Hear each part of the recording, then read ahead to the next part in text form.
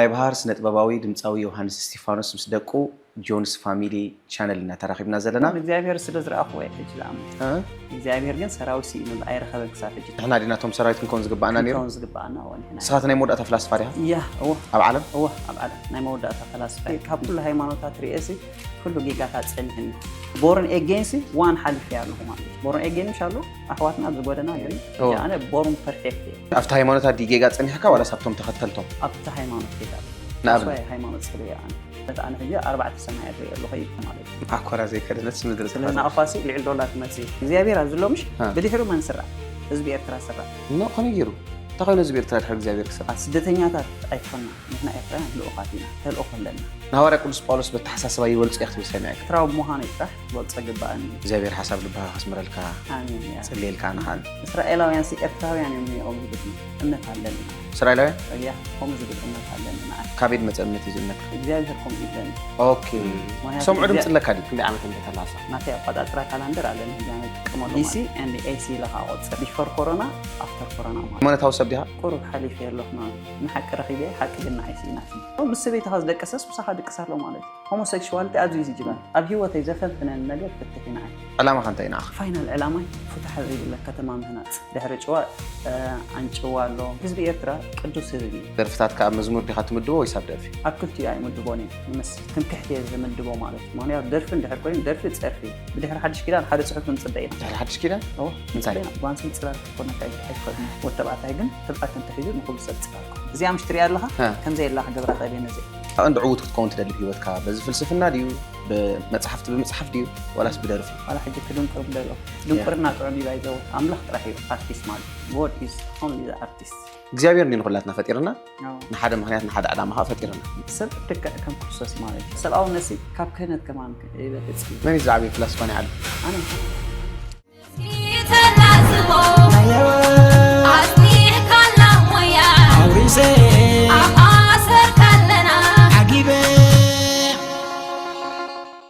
ملو معنتي جونس فاميلي تبال بودكاست قصالي بسمونات ويك اب مدبات تقرب حيزلكم يمصي زلخو نالو معنتو قدمي ود حزبي يبحال بصمونا بسلام كتكاتتولنا اندعدمكم سلام تيرسعكم ود حزب حوي انقال حد مصح انقال حد صنحكا بمجمرا نزي حزبي يحصر بيلكا مس نفسها تلاليمو قطاناتي لو معنت امصينا زلو حوز هنا في البروجرام كنات already ود حزبي يبحال الله لي هاي مها سنه ود حزب يبحال ود حزب خاب بمرጫ يمريص يمالتي ናይ ቀደም ስመይ ዮሴፍ ወይ ከን ድማ ጆሲ ይባሃል ነይረ እጅ ድማ ንዑ ገዲፈ ወዲ ህዝብ ክባሃል ወይ ድማ ዩርስ ማለት ካ ከምዚ ናይ መወዳእታ ፈላስፋ ወይ ድማ ፍጹም ንኡስ ፍጹም ትሑት ትርጉም ማለት እዩ ኦኬ ሕጂ አበስማት ዘለካ አራእያ አዝዩ ልዑል ምዃኑን ስምካ ዓብ ትርጉም ዝወሃቦ ነጥብ ከምዃን ኢኻ ተኣምና ሂወትካ جينا ترستقل متنكافنا نمنتها خان نفسها يورس كتب لا مريسكا حدا حقواف ريا له إذا حقواف تزخا اسم كبو تجديدا مالتي هجي يورس مالت بزح ترجمي زلو ترجم راح زي يكون علامة ونالو هجي كينو ترجم زحلفة علامة له مالت تلو خل هو إذا يورس كا أب عالم سعر خوين خوات سكا مهنياتو لوكيشن اسم مالسي عند حر ترجم اسم كازير داكا كوينسي لوكيشن وني بالكان حجسم مالت اتي معوتي اوكي اب عالم كتعوته لتخص سم كاطرحي بجبر جلاز عوت يلا جبري كمان ملأت هذا امر معوتي كنا حجي كم ابنتسي حنت قال سلام كوين شو ما سلام دي بالله انت لا خينا في وتس سما طراي كم يجرنا عاوت قطحخل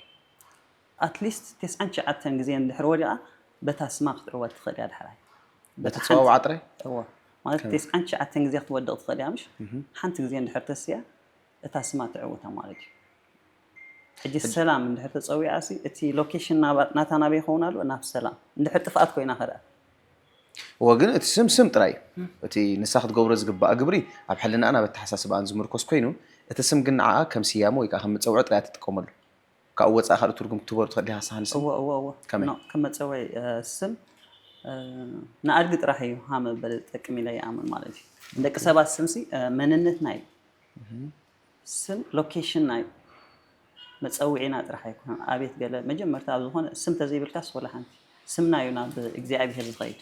سغانا امدر ترف سمنا ግን ናብ እግዚአብሔር ንስምካ ክቀብሮ ዝኽእል ሰብ የለን ወስምካ ክቅበር ኣይከልኒ ግን ስምና ዘይኮነት ናብ እግዚአብሔር ትኸይድ ነፍስና ናብ እግዚአብሔር ዝኸይድ እወ ግን ብዘይ ስም ኣይትኸይድኛ ስምና ናብ እግዚአብሔር ይኸይድ ኢልካ ተኣምን እወ ብኸመይ መለክዕ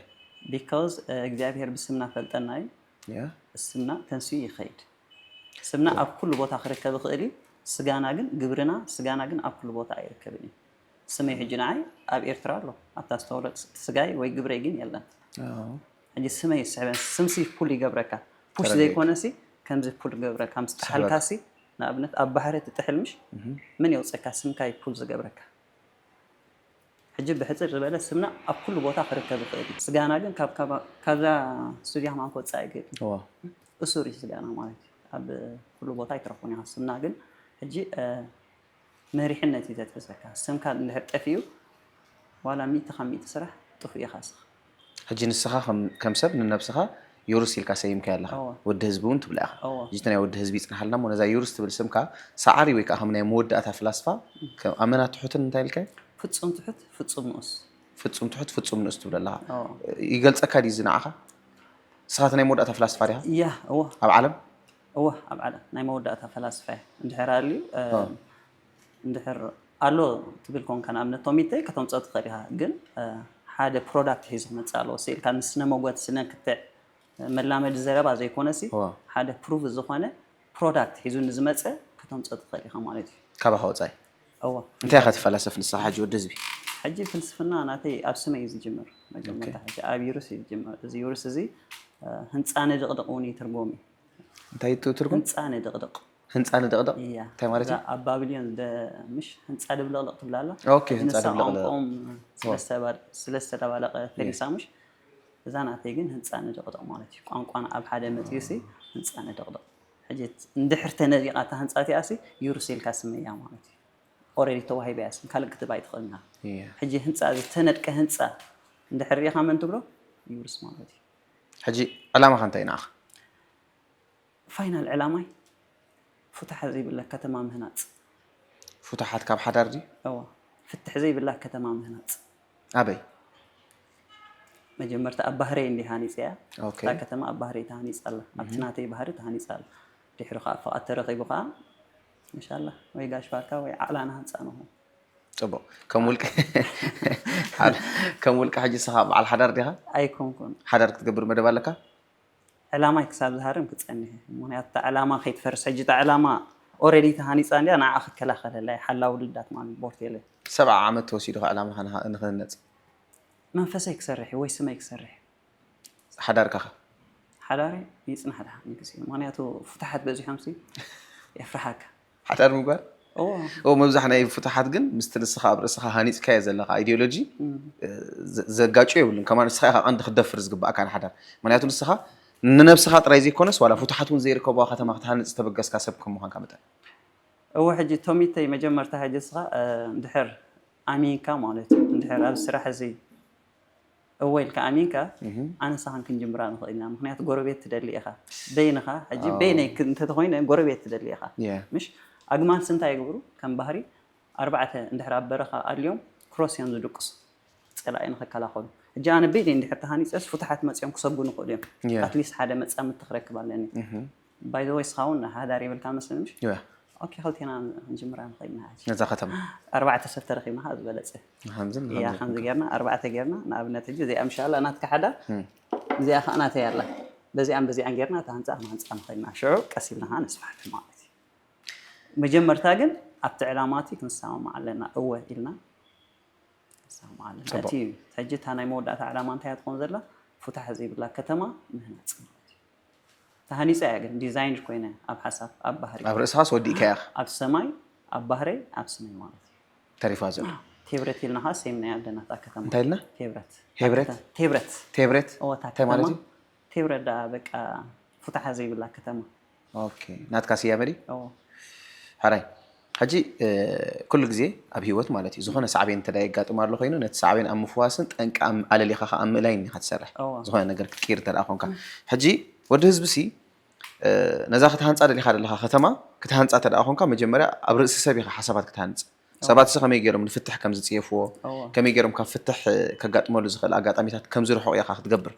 እንታይ እዩ እቲ ናትካ መሪሕ ሓሳብ ሕጂ ንመንእሰያ ሕጂ ኣመላኽታ ደቂ ሰባት እዩ ኣመላኽታ መንእሰያት ክዕረሎ ምክንያቱ ኩዕሾ ክትፃወት እንድሕር ኮንካስ ካጋንታ በዚ ሓንቲ ጋንታ በፂኻ ትገብራ እንታይ እስከ እዚ ወለዶ ግን ብሓደ እዩ ዝፃወት ዘሎ ሓደ ኣብ ባሓሶት ወይ ድማ እቲ ሰይጣን ንብሎ ጥራሕ በቲ ገይሮም ሲ ንሶም በዚ ሕጂ ሓደ ዝገጥሞም ዘሎ ንሱ በብሓደ ይስሎም ኣሎ ሕጂ መጀመርታ መን ክእሰር ኣለዎ ፅልእ ክእሰር ኣለዎ ወይ ድማ ኣብ ባሓሶት ክንኣስሮ ኣለና ሕጂ ሰባት ኣብ ደቂ ሰባት እንታይ ኣጋጢሞ ኣሎ መስለካ ሓደ ሰይጣን ዝተፈላለየ ኣምላኽ ኣብ ደቂ ሰባት ኣጋጢሞ ዘሎ ንሰይጣን ሓደ ገይሮም ንኣማልክቲ ግን ብዙሓት ገይሮም ሕጂ በንፃሩ ግን ሓደ ኣምላኽ ብዙሓት ሰይጣውንቲ ይኸውን ዝግባእ ምክንያቱ እቶም መናፍስቲ ሰይጣውንቲ ብዙሓት እዮም ሕጂ መጀመርታ ሰይጣን ክእሰር ኣለዎ ብድሕሪኡ እቶም ናቱ ሰራዊት ማለት እዩ እቶም ናቱ ሰራዊት ከበዓል መን እዮም ድሕሪ ኢልና ቀታሊ ሓሳዊ ሰራቂ ዘማዊ እዚኦም ሰራዊት ናቱ እዮም ኔትሮስ መንፈስ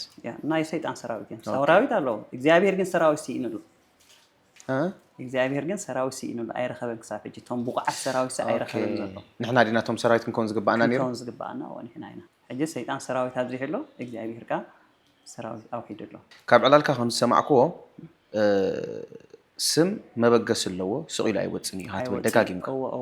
ብዘይ ዝኾነ መበገሲ ዝኾነ ስም ኣይወፅን ሓንቲ እውን ኣዝያ ተስሓቕ ሰማዕኳ ዘረባ ኣላ እስከ ንዓሙ ደስ እስከ ንብላ ድሕሪኡ ናብተን ዘለዓልካየን ኣገደሲ ዝበሃለ ነጥብታት ክንከይ ማሺ ጭውነት ከመይ ኢኻ ትገልፆ እስኻ ጭውነት ማለት ሕጂ ሓደ ቅኒት እዩ ማለት እዩ ጭውነት ከምዚ ጭውነት ሓደ ቅኒት ኮይኑ ጭዋታት ሰባት ዝበሃሉ ኣለዉ እዞም ጭዋታት ሰባት ሕጂ ጨውጨው ጥዕሙ ማለት እዩ ሕጂ ካብ ጭውነት ወለዶ ጭውነት እንድሕር ኢልና እንታይ ከነምፂና ድሕሪ ጭዋ ኣንጭዋ ኣሎ ኣንጭዋ ጭውነት ጨው ኣሎ ጨጓር ኣሎ ሕጂ ጭውነት ከምዚ ክስታይ ሓደ ቅኒት ኮይኑ እታ ነት እንድሕር ኣሊኻ ያ ጭዋ ትኸውን ማለት እዩ ካብታ ጭውነት እንታይ ይወፅእ ከም ዝበልኩኻ ኣንጭዋ ጭዋ ሰብ ጨውጨው እዩ ንብዙሕ ዝተበከለ ነገር ጨው ኮይኑ የመቀረካ ማለት እዩ ኣንጭዋኻ ጉድጓድ ይስፈቱ ማለት እዩ ደድሕሪ ጎዳጉዲ ይሕባእ ማለት እዩ ጉድጓድ ከዓ ኩሉ ሰብ ዝፈልጦ እያ የሰሓተኒ ማለት እዩ ሕጂ ነቶም ኣንጭዋታት ሲ ናይ ኣናፁ ወይ ድማ ኣንጭዋ ኮይኖም ዘለዉ ሲ ተመለሱ ናብ ልብኹም ንብሎም ማለት ናብ ጭውነት ንዑ ኢኻ ናብ ጭዋታት ኩኑ ባልኹም ዓቁም ሕጂ ባህልና እንታይ ጭውነት ኢና ንብልሽ ጨውጨው ክንጥዕም ኣለና ክንምቅር ኣለና ክንምቅር ኣለና ካብ ኣንጭዋ ጉድጓድ ንፃወሲ ነቲ ጭውነትና ናብ ጭውነትና ንመለስ ባህሊ ህዝብና ኣይነራኸስ ማለት እዩ ፅቡቅ ካብ ዘረባኻ ከም ዝተረዳእხო ክርስቲያን ኢኻ ኣክቹዋሊ ሕጂ ግን እቲ ኤርትራውነት ደስዕር ዘሎ መስል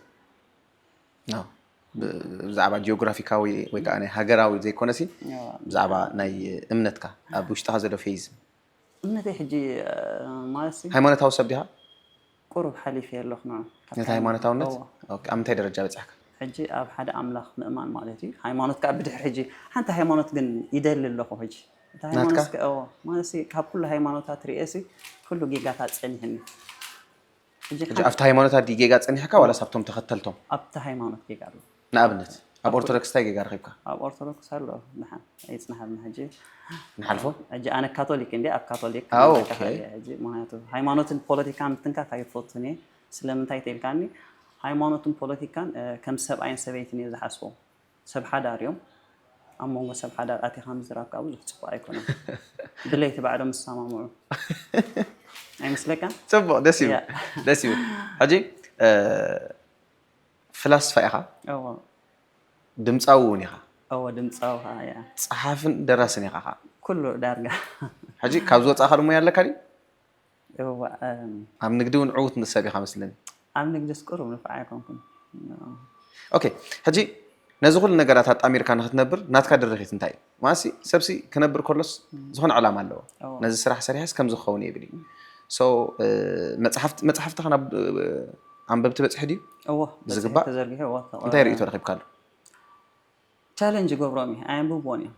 ብዙሕ እንድሕር ኣንቢቦምስ ክንሓተካ ገለ ጥራሕ እዮም ዝብሉኒ ሕቶታት ሒዞም ለይመፁ ንክንደይ ክምለስ ግን ቁርብ ከብደኒ ማለት እዩ በብሓደ ክትረኽቦም ትሽገር ኢኻ እምበር ኣይርድኦምኒ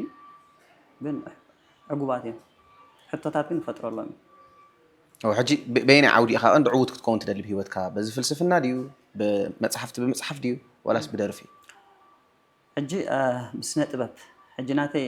من قد انتايو مجمرتها فيلوزوفي وديو مالتي حجي اي كملصو نايدني اوريدي موادادر ترخيبه طرح حجي متصغر زوادادرني اللي كان تحسب هو موادادر ترخيبه كن باك اب كنقبر قلي دحري فيلوزوفي اب ارت فوكس كير سرحال مالتي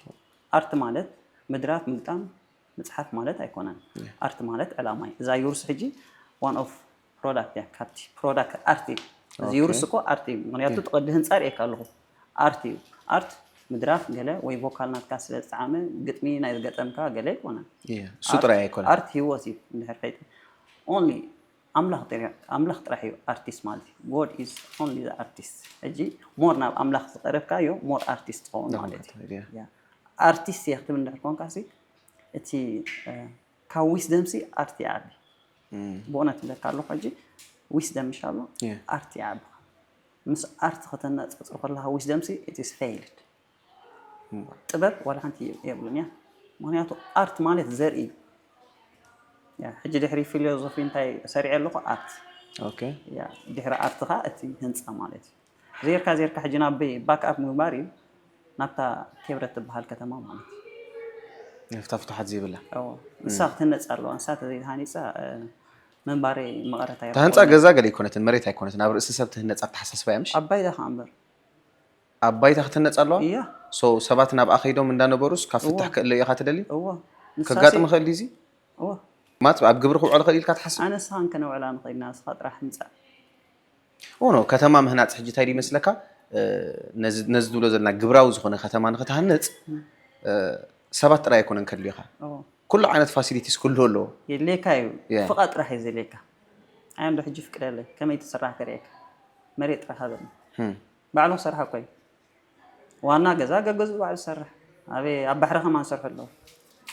اوشت بحري كمان كهنصي كتماكو اوشت مسعاساتات زهنصلو كتما خمصي ግን مريت نحريبካ سيمبل يخانصو طرح تاكشن سي نديرها بحساب وديكاس حسابات تقبل مش كاكشن ስለዚህ ተሐስቦ ዘይጸገምካ ከተገብሮ ሳይጸገም አሁን ሃማን ከተማ ሰረህናኩ ወራን ጸገም ይውል አብልዕ ለበናሲ ከተማ ሰራህ ካል እግዚአብሔር ሐሳብ ልባህ ከስመረልካ አሜን ያ ጽልልካ አንሃን ዝኸበርኩም ተኸታተልቲ እዛ ትሪእዋ ዘለኹም ቻነል ጆኒስ ፋሚሊ ትብል ናይ ባህር ስነ ጥበባዊ ዮሐንስ ስቲፋኖስ ምስ ደቁ ሰማርያ ዮሐንስ ዳናይት ዮሐንስ ከምኡ ቶማስ ዮሐንስ ማለት እዩ ናቶሚያ ሰብስክራይብ በመግባር ከተዕቢዋ መደባት ተኸታተልቲ ክትኮኑ በዝጋጣሚ ያዕድመኩም ቤተሰብ ኩኑ ናብ ዝቕፅል ዕላልና ክንከይዲና ወዲ ህዝቢ አቤት ኣብ ሓንቲ ኢንተርቪው ካ ናዋርያ ቅዱስ ጳውሎስ በተሓሳስባ ይበልጽ ይኽትብል ሰሚዕካ ብኸመይ ካ ትበልጽ ብሕፅር ዝበለ መስኽ ነግረካ ዋላ ዋል መንገዲ ገለ አይድ ትኽብታ ኤርትራዊ ምዃኑ ይጥራሕ ክበልጸ ግባአኒ ናዋርያ ቅዱስ ጳውሎስ እንታይ ኢና ንሕና ኤርትራውያን እዚልካ ብስጋን ደምን ወይ አእምሮ ክትምርምሩ አይትኽልና ኤርትራውያን ማለት ሓደ ፍሉይ ተልእኾ ኣለና ልኡኻት ኢና ኤርትራውያን ኣብ ዓለም ሲ ልኡኻት ስደተኛታት ኣይኮንና ንሕና ኤርትራውያን ልኡኻት ኢና ተልእኾ ኣለና ንሕና ኤርትራውያን ተልእኾት እንታይ ዝብል እምነት ሃለን መስለካ እስራኤላውያን ሲ ኤርትራውያን እዮም ነይሮም ዝብል እምነት ኣለና ካባና እዮም ከይዶም ዝብል እምነት ኣለኒ በጂኦግራፊካዊ ዲ ዋላ በዚሽም ያ በቲፊ ካብዝናትና መሬት እዮም ተላዒሎም ከይዶም እስራኤላውያን ያ كم زبل إمنت هالنا نعم. كابيد مت إمنتي زبنتك. كم نعطي إجابة كم يبلن. أوكي.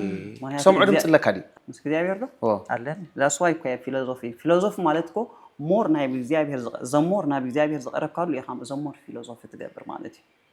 أبعدهم كاب فلسفة يتقدمها. أوكي. حجي نقابلنا سي سلاسي أنا قدام كده مفتقرهم سي انتهي نيرو. إلنا حسب جبوناي. إجابة حدا ماستر بلان نيرو وي عم مدري.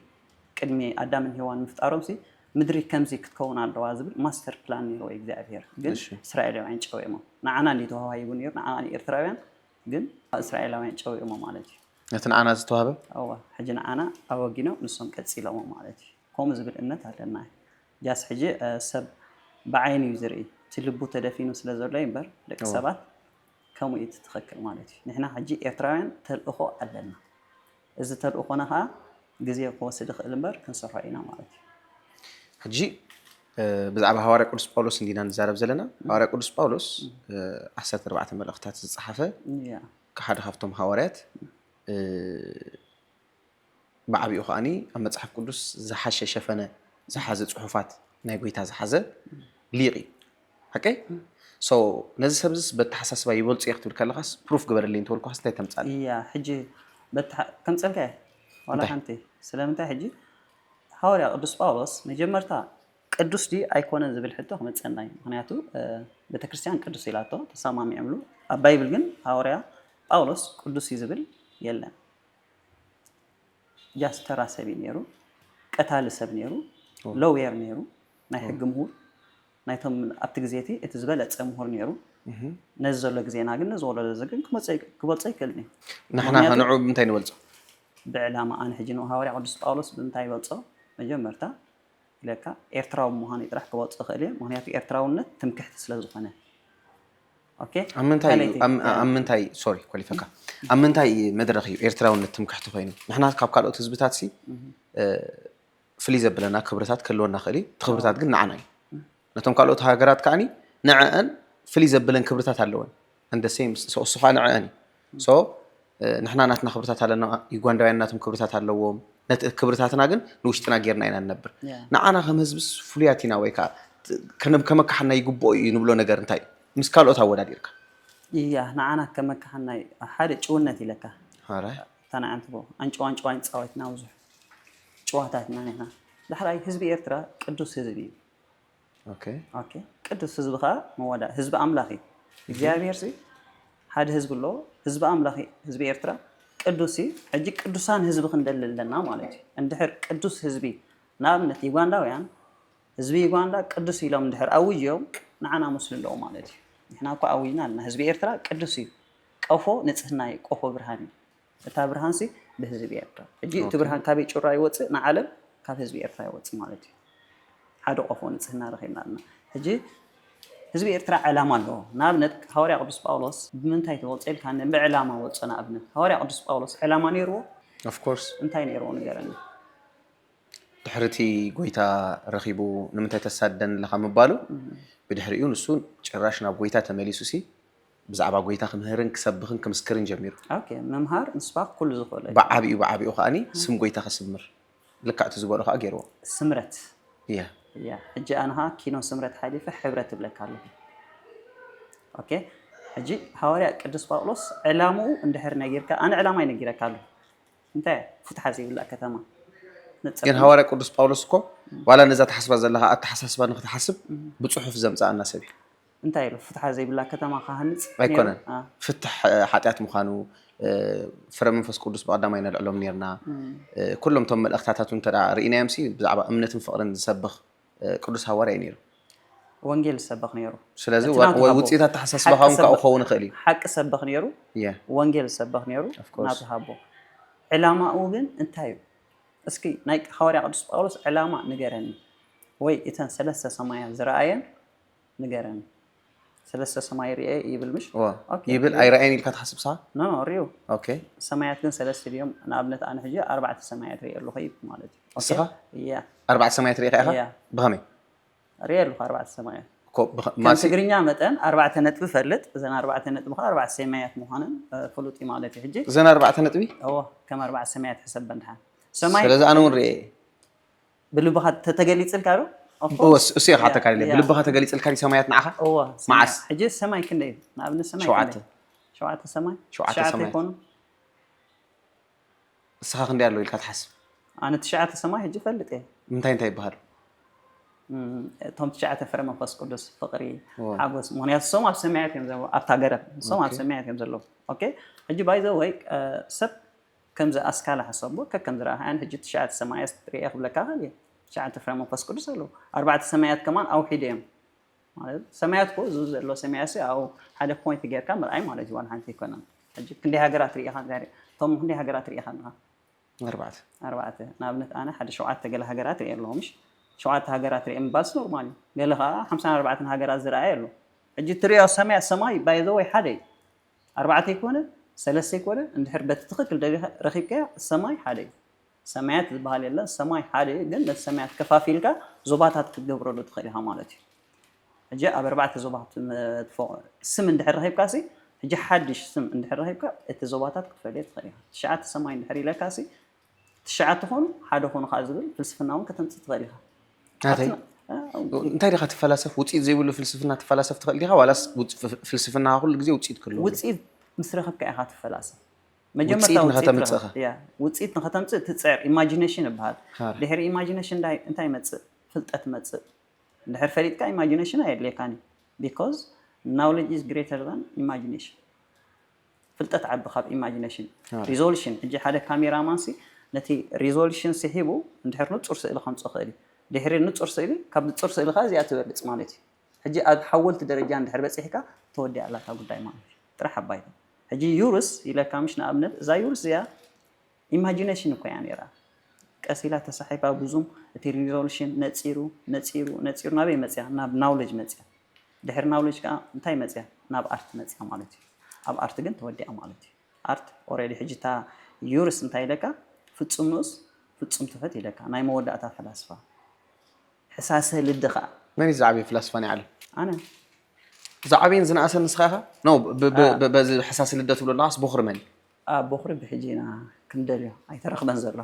እቲ ብቅድሚ ዝፀንሐ ተረኽበ በዚ ኣጋጣሚ ንኩሎም ካሜራማናት ማለት እዩ ነቲ በኹሪ ስኢሉ ዘምፃለይ $3,000 ክቦ ክእል ብሓቂ እቲ በኹሪ ኣብ ኣስመራስ ከምኡ ኢለ እዮም ነይረ ነቶም ካሜራማናት ኣኪበስ ሰምዕለዎም ዲኦም ማለት ሰምዕለዎም ዲኦም ነቲ በኹሪ ሓወይ ስኢሉ ዘምፅኦ 3,000 ንኣፋ ክቦ $3,000 ወላ ንኣፋውን ክኸበር ይኽእል እዩ ካብ ዶላር ላዕሊ ቫልዩ ክህልዎ ትፅቢት ንገብር ፅባሕ ንጎ ያ ከምኡ ኢለ ኣምን ንኣፋሲ ልዕሊ ዶላር ክመፅእ እዩ ንኣፋሲ ቅዱስ ባጤራ ዝኾነሉ ዘመን እውን ቅዱስ ባጤራ ክኸውን ይኽእል ዝብል ግምት ኣለኒ ምክንያቱ ኤርትራውነት ፍሉይነት ናብ ብዙሕ ኣሎ ሕጂ ኤርትራውነት ኪኖ ተኣምር እዩ ማለት እዩ ተኣምር ኖርማል እዩ ዕውር ልቢ ይሕዊ ኤርትራውነት ዕውር ልቢ ዕውር ዓይነ ስውር ኣይብልኳን ዕውር ልቢ ይሕዊ ኦኬ ካልእ ኤርትራውነት ዓይኒ ዘይርዮ ከምዚ ማይክሮ ሕጂ ማይክሮስኮፕ ምንታይ ይርኢ እቶም ማይክሮ ናይስ ዝኾኑ ነገራት ያ ኤርትራውነት ከዓ ማይክሮሆፕ ይርኢ ስለምንታይ ኢና ከምኡ ክንርኢ በቂዕና ሕና እንታይ ፍሉይነት ናብ ተፈጥሮና ሞር ናብ እግዚኣብሔር ስለ ዝቐረብና ሞር ናብ እግዚኣብሔር ዝቐረባ ብዙሓት ሃገራት ኣለዋ ኣይከማናን ግን ምክንያቱ ንሕና ኢና ህዝቢ ሓደ ካልእ ህዝቢ የብሉ ኣህዛብ እዮም ካልእ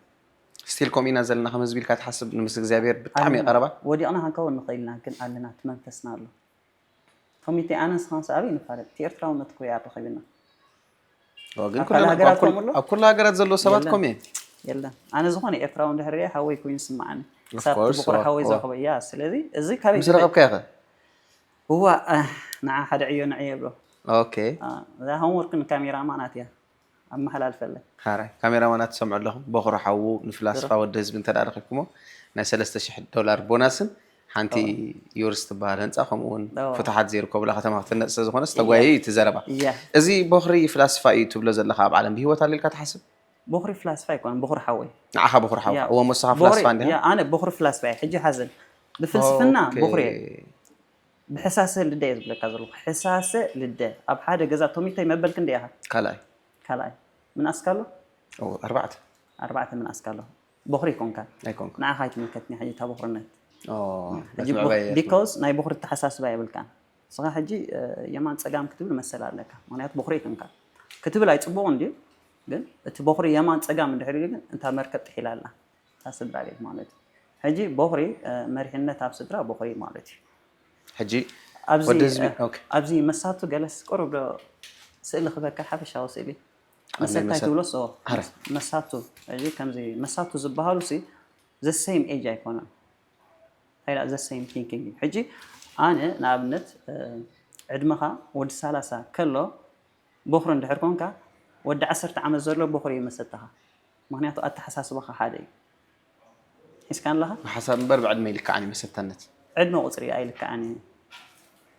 ዕድመ ቁፅሪ ዋላ ዓለም ግን ዕድመ እናበል ገለ ትሽቅጠሎ እምበር ዕድመ ቁፅሪ ዋላ ሓንቲ መሰልተኻ ዝበሃል ሲ ኣብቲ መበል ክንደይ ኣለኻ ውልድ ሕጂ ኣነ ሕሳሰ ልደ ኢለካ ምሽ ኩሎም ሕሳሰ ልደ ኣብ ዓለም ዘሎ ምሳቶ እዩ ምስኦም ጥራሕ ክረዳዳ ዝጠር ምስ በኹሮ ክረዳዳ ይክእልኒ ሕጂ ኣነ ንኣብነት ኣብ 30ታት እንድሕር ኣልዩ ሕሳሰ ልደ ምሽ ወዲ 20 ዓመት ሲ በኹሪ እንድሕር ኮይኑ በቲ ሓሳስባ በልፀኒ ምክንያቱ እቲ ናይ ሓላፍነት መንፈስ ኣለዎ ሕሳሰ ልደ ኩሉ ግዜ ናይ ሓላፍነት መንፈስ የብሉ መብዛሕትኡ ግዜ ሕንቅቕ እዩ ዝደሊ ማለት እዩ በኹሪ ግን ናይ ሓላፍነት መንፈስ ኣለዎ ሕጂ እቲ መሳቱ ዝበሃል أبتي بخرن حساس للدن قال ينبر حجي بقطري كنا حجي نعاقة مساتو خصه مساتوها نتومي تي مساتوها من يزخون زلوا مالتي وتوم كلا استيب زلوا كله سيرش قبره أكبر هذا محور مسؤولته توم من أسبخر أو من أصله حجي ودز بودرني عمد كلها أنا فلسفة ناتها بالتحسس بقى أنا أول مستخدم يجير كلها حجي أنا فلسفنا كاب قدم نيرني قبل الشيء مالتي أوكي جن كم علامة زحسكو أكتشفنا 10 سنين بقى أتي كل قريب نفلسفنا ملء لبي زود أقول جن كاب أكتشفنا 10 سنين مالتي سلازها أكتشفنا 10 سنين كسبلومي 10 عامات تعطينا لنا فلسفنا هذا تستيب كنقرأك أكتشفنا 10 سنين بقوات أسرع علماويان مالتي ناتي قوات أسرع كالندر على إنه جانا تكملوا مالتي ناتي كالندر يتكمل زوجي تشان كندينا لا كندي عامة مرت هالعصا أنا مبل تشع عامة يابا كابل تشان 10 شوعتن بادو إلى جميرة مالتي مهنياتو عامة محرز زي كونه عامة حبرت يزا من أنا وي عامة عوت محرزي أوريدي تمحرز حنسا أمسرها بوس داق ما يكون لوس إيدني تمحيري كابل تشان 10 شوعتن هزيري الكام وصار جميرك أوه ألا تهلك هذه أوه لو معلت كندي بقى أنا دا زي سيمي كل حد عامة محرز رايز جاجا ز أبتي انتي كاغوتر BC and AC لها غوتر BC and AC مالتك before corona after corona مالت yeah أجي سب before Christ after Christ كلوا خليهم قن أنا before corona and after corona اللي غوتر قن هم يتصحوا ولا بتناتي صحبات مالتي أجي before corona أجي after corona هم ديادنا شو عملت يا before corona ها 3 عامات نيرة مالتي مسا yeah أجيت فلسفنا أوكي ترى ديك سلازي وأستيل كسب حجي تشعتني حبرة عامتاتي خازله عامت حبرة دي هالكان أو عامت حبرة يونايتد ير أوكي أجي حبرة سلت صوع زله أب حبرة مفل لا يلا مش كم ما يتصباني أنا صان دحرة حبير ناس already حجي صام ساي كحبريل كان دحروسينك أبتاك كتما يها مالتي أنت أنا مسخان حبر حجي كريز دليل نقالات هلن وتصيد كان تاي وصيت إذا بقى رخيب توصيت كنا جركا توصيت ناتي فتح زي بالله كتما لا زي توصيت ناتي برودكت ناتي أنت هون كأنا فتح معروف نبوت أمير كحس كذا لا ولودي ده متصني أبز قولنا أبو أد زي بالله متريده صن سلز فتح كومنتات على ذلك تصني نجار نتايرلو على زي بالله مزختاماتن زي ولدو أبوتات إن شاء الله من يعلو الناس حسيب كانوا تفرق نمن تاي ما حبر زي نقبر لهم أنا صح كاب حجي حسيب كانوا تفرق يا هي تحسسوني كل جزء أنا هو تاي ملو مس حسب كلامي ما أنا تتخيل قلمش زوالدس كسحق طريقة كداخر طريقة نصهم كان إذن باي ذا واي إذن هايمانوتات حنتي نعوم تلعب أنت تبقى نيرة أنا مس أجوين من قبر كنيا زخانة هايمان whatever راح ناي أرجو تحالفنا توسيدة تقليهم ولا كاب صباح جوين قبر تسوي هايمان تسكلي أنا هايمان تاخون كاتريكه بك أكل على لو نمني عليه لو أنا أبنت حنت هايمان سي هتصانا داخل فوتون مسعري متان كحولوا لك حدا ود 7 زبص حقن كندي حلم قبير له كندي حلمتات ناي 7 عام تمكر حيزو غيرادو نمنتاي صو عبيلكا خوف عبيلكا انتاي تمكر لك زيتو اوف كورس ناي 7 عام تمكر له من اربع تقبره فورمولا هدو كوم الى عمل مالت هجي باي ذا واي بزقاطام دي نا ارغوتن نا الاي زي بلوم زختاماتن دق موتات مالتي الاي زي بلوم ابي لها اجوخا قال زي فلط وسبات كله انا هجي اجوخا يفلطني سمعي فتني حمان اي تبهلكن اي تبهلكن أصرت هم مش عمتها تدت كيرلو الجوهاي فلتني بعليه الجوهاز بلا النفس يعني بحيلي كأنا برمالتي يعني بحيلي يزنبر بما أن النبي ريفتني مالك كسافج بحجها بحيلي يقص مالتي إيشي صبوا حجي بزعبها هوارا قدس باولوس already تملسيب كان سلازخونكا يا علامة حجي كانت سرال التحساس بقدس باولوس وي علامة قدس باولوس نقولن علامة نيرو ولا أي نبغى أنا علامة ينجرك مش انتهي لك فتح كابز عالم مدفع مش سلازي فتح انت تطفيه سجن كو فتح كابز عالم نه تطفئسي كمان كابتم اصبيقوم زسبخو طراي زي كونس نس كل ولدتاتسي كل سب صحفه زنبو لا كل صحف ولا عالم كفتح أي هلو يلات ولا كل هو بدرجة على ما قلنا نصوص أدمعي يخن بالنخلينا أدمعي كوي علاماناتو مونتاي أيرداني على يكون قدس باولوسي علامة زلوا سب صحف جاء قات أمن اسكه أمس أنا انتهى علامها فين العلامة هنقرن أبيوت مالت كالي وانتهى تفين العلامة عوت سدرا بيت كمسرت يدل أبيوت لك السدرا بيت خالي قبل كان كيلو زحلف لك أمو تا سدرا بينا قنت تقرر مس أخا حد نتقبر كال السدرا بيت أنت هاس حد تتقرنا هو سبح جيب درجة يعني حسب مجمرة بزعبها نفسها شعوب على السدرا بيتك بزع أكبابيها نابلك حبرتسب محبرسب نابلك هتخيل حدا سب نفسه خيلوت أتخيلون محبرسب كلوت يويك كم زخ هانت أنت بلغت أمن تخلده أنا له نفسها خيلوت كاس محبرسب كلوت تخليها مهنياته نزيهم أبنت هنا هنسألك حدا ما علتسنا حدا كهان كيريسي كم زخ جبر دليل 5 جبر دليل أنا حجي حنتي مشين كسر يحس دل أبي وتيمانتي محبر زي محبر زيها أنت فتح دوز بلد أنت بوسن مولاد أبي وتيزفن فين النجر فتحين عين باي الأول بوسن مولاد كا مهنياته بوسن استولس ودسرك مهانو فلوتي مش تشيتي أب علم تزعبه كرايم تشيتي زموت نجارات هو زموت بزموت همان إذا تشيت بسرك بسرك همان ناي حجي ناي زموت سرك تزي مسيحاس تزيد في كيس ناي نجارات سرك دامون تاي هاسي كاري بليون سري أم نعين تاي كون ولا أنت كون كون تأخذ لي مالك مش بحر سبيل خاسري أم هذا أنت كاوز غف أنت يلا سلازي أحواتنا حجي دنقلن عن كبران كعقبة يلعبوا بعيتي بذكات عمزي حنت سبيتي نسبة عزبلة هي بتوه دنقلناي كاوز بلت هي بيلنا نسون حريباتك كاوز عبهيا بايت تصبح كابزر أربعة نتنفر منفس قدس تبهيرنا من هوارك قدس باولوس أب غلاتيات تتصحفة كم تقبلني هالزارب سنيك سند أنا تي من شلة ما بقى سكين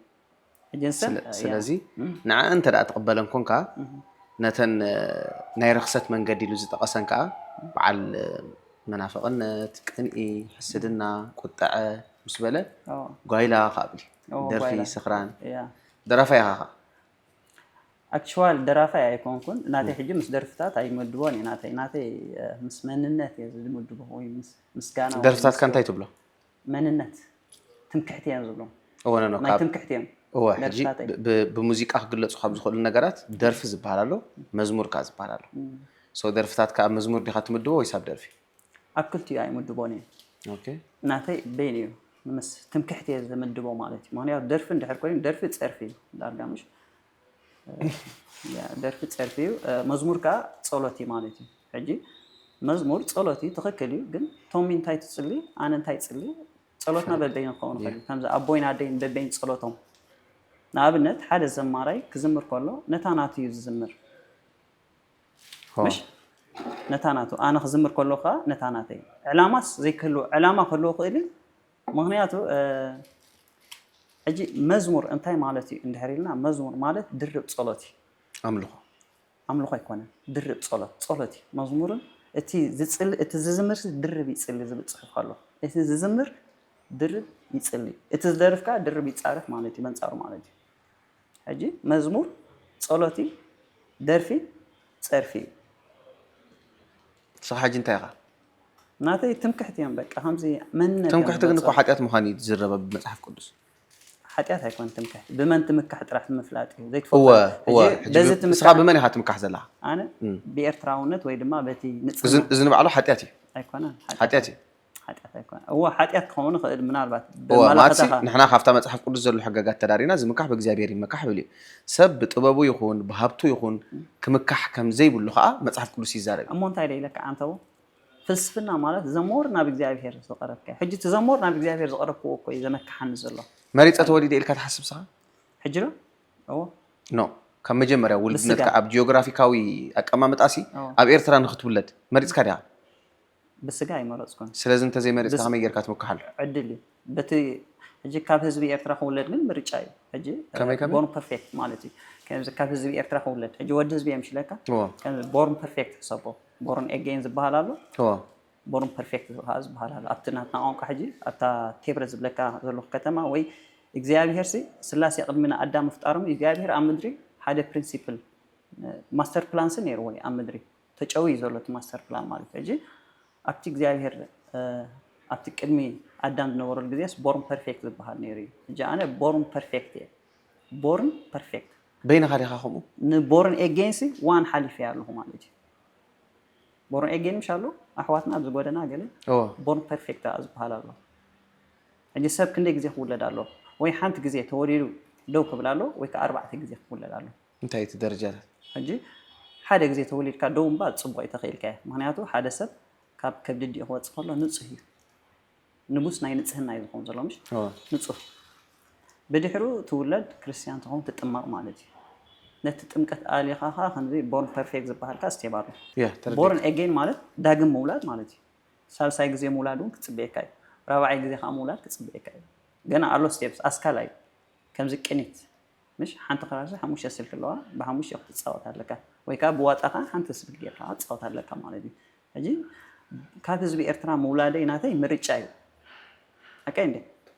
نعم يكون مرچاي يكون نعم كريستيان مخان كان عها مرچاي ولا قديته مرچا كريستيان نعاي ورشاي سدرا بيتي او ኣብ ንእስነት ተኮስኪሰ ዝዓበቁ ኣብ ሰዓት እዚ ምርጫ ዘይዳግም ምርጫ ኣብዚ ግዜ እዚ ምርጫ እዩ ቀደም ብዕድልካ ረኺብካ ንኣብነት ኣነ ቀደምኮ መሪፀይ ተወለድኩን ካብ ስድራይ ማለት እዩ ምርጫ ናይ ቦይ ናብዚ ዓለም ኣምፅኒ ሕጂ ግን ምርጫ እዩ ዘንብረኒ ማለት እዩ ስለዚ ወዲ ህዝቢ ኤርትራ ኮንካ ንክትነብርሲ ምርጫ እዩ ምክንያቱ እቲ ህዝቢ ሕጂ ንዕኡ ዲኻ ከም ትምካሕቲ ትሪኦ እዋ ብሱም እየ ዝምካሕ ማለት እዩ ሕጂ ትምካሕቲ ዝበሃል ነገር በቲ ክስታይ ንረዳዮ በቲ ራይት ወይ ንረዳዮ በቲ ፅቡቅ መንገዲ ትምካሕቲ ዝበሃል ነገር ብዛዕባ ዘለካ ነገር ተኣኒንካ ምዝራብ ጌርና ክንወስዶ ዶ ንኽእል ማስ ከምዚ ሸፈጥ ገለ ከይንገብሮ ብሕማቅ መንገዲ ምምካሕ ከይኮን እንታይ ስለ ዘለካ ትምካሕ ተበልኩስ እንታይ ኣለን ትብለኒ እግዚኣብሔር ስለ ዘለን ዶ ክብለካ እግዚኣብሔር ንኩሉ ኣለዎ ስለዚ ሕጂ እታ ፖይንት እዛ ዘሞር ናብ እግዚኣብሔር ዝቀረብካዮ ዘሞር ትምካሕ ብመን ትምካሕ بإግዚአብሔር ማለት ቆይ of course بإግዚአብሔር ክንምካሕ መخላትና ድሕሪ እግዚአብሔር መን ስራ አራ እግዚአብሔር አዝሎምሽ በድሕሩ መን ስራ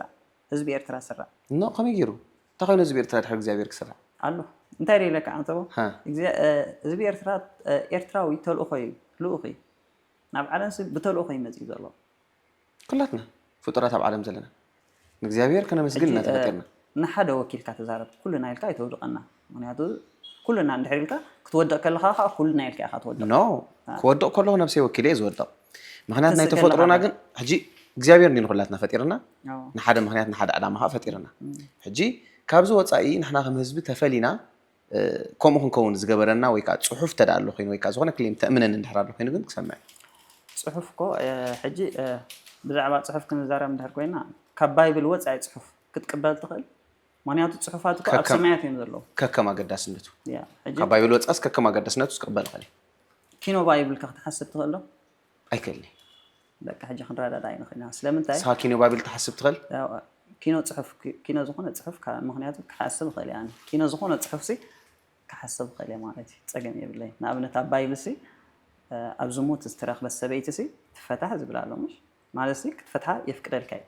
ቃል ኣለዎ ኣበይ ኣብ ባይብል ኣሎ من صحف بايبل باولوس بيو قال صحفنا ولا كريستوس أماتيوس لك أماتيوس 19 تشعت لك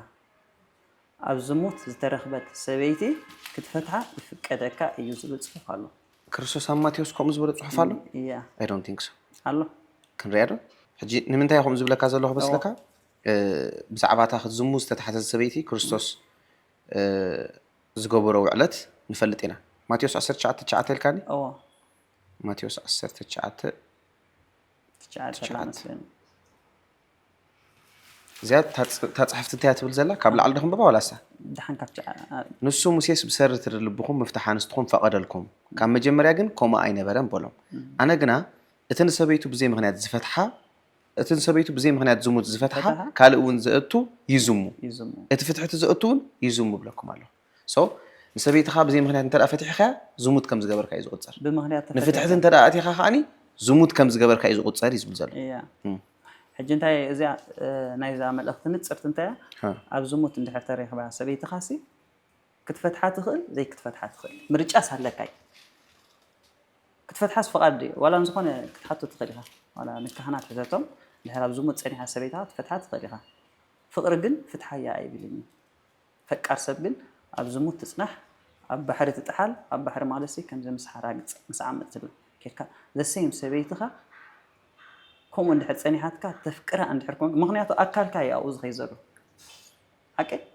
homosexuality بخمة يمعل بعد ما يتناقفني حكي homosexuality مالت حادث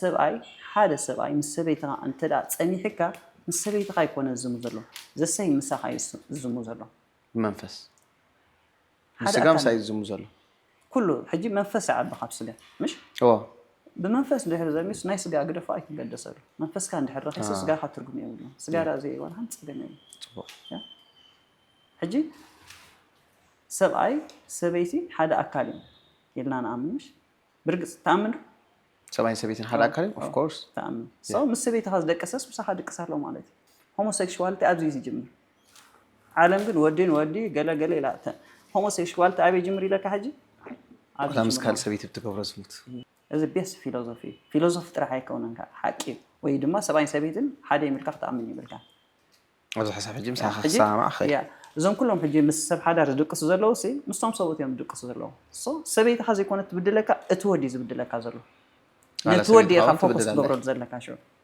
سبيت هم بالفوكس سبيت خلا أكل كان دي إيدك تقولت كيس خي أخذ هسه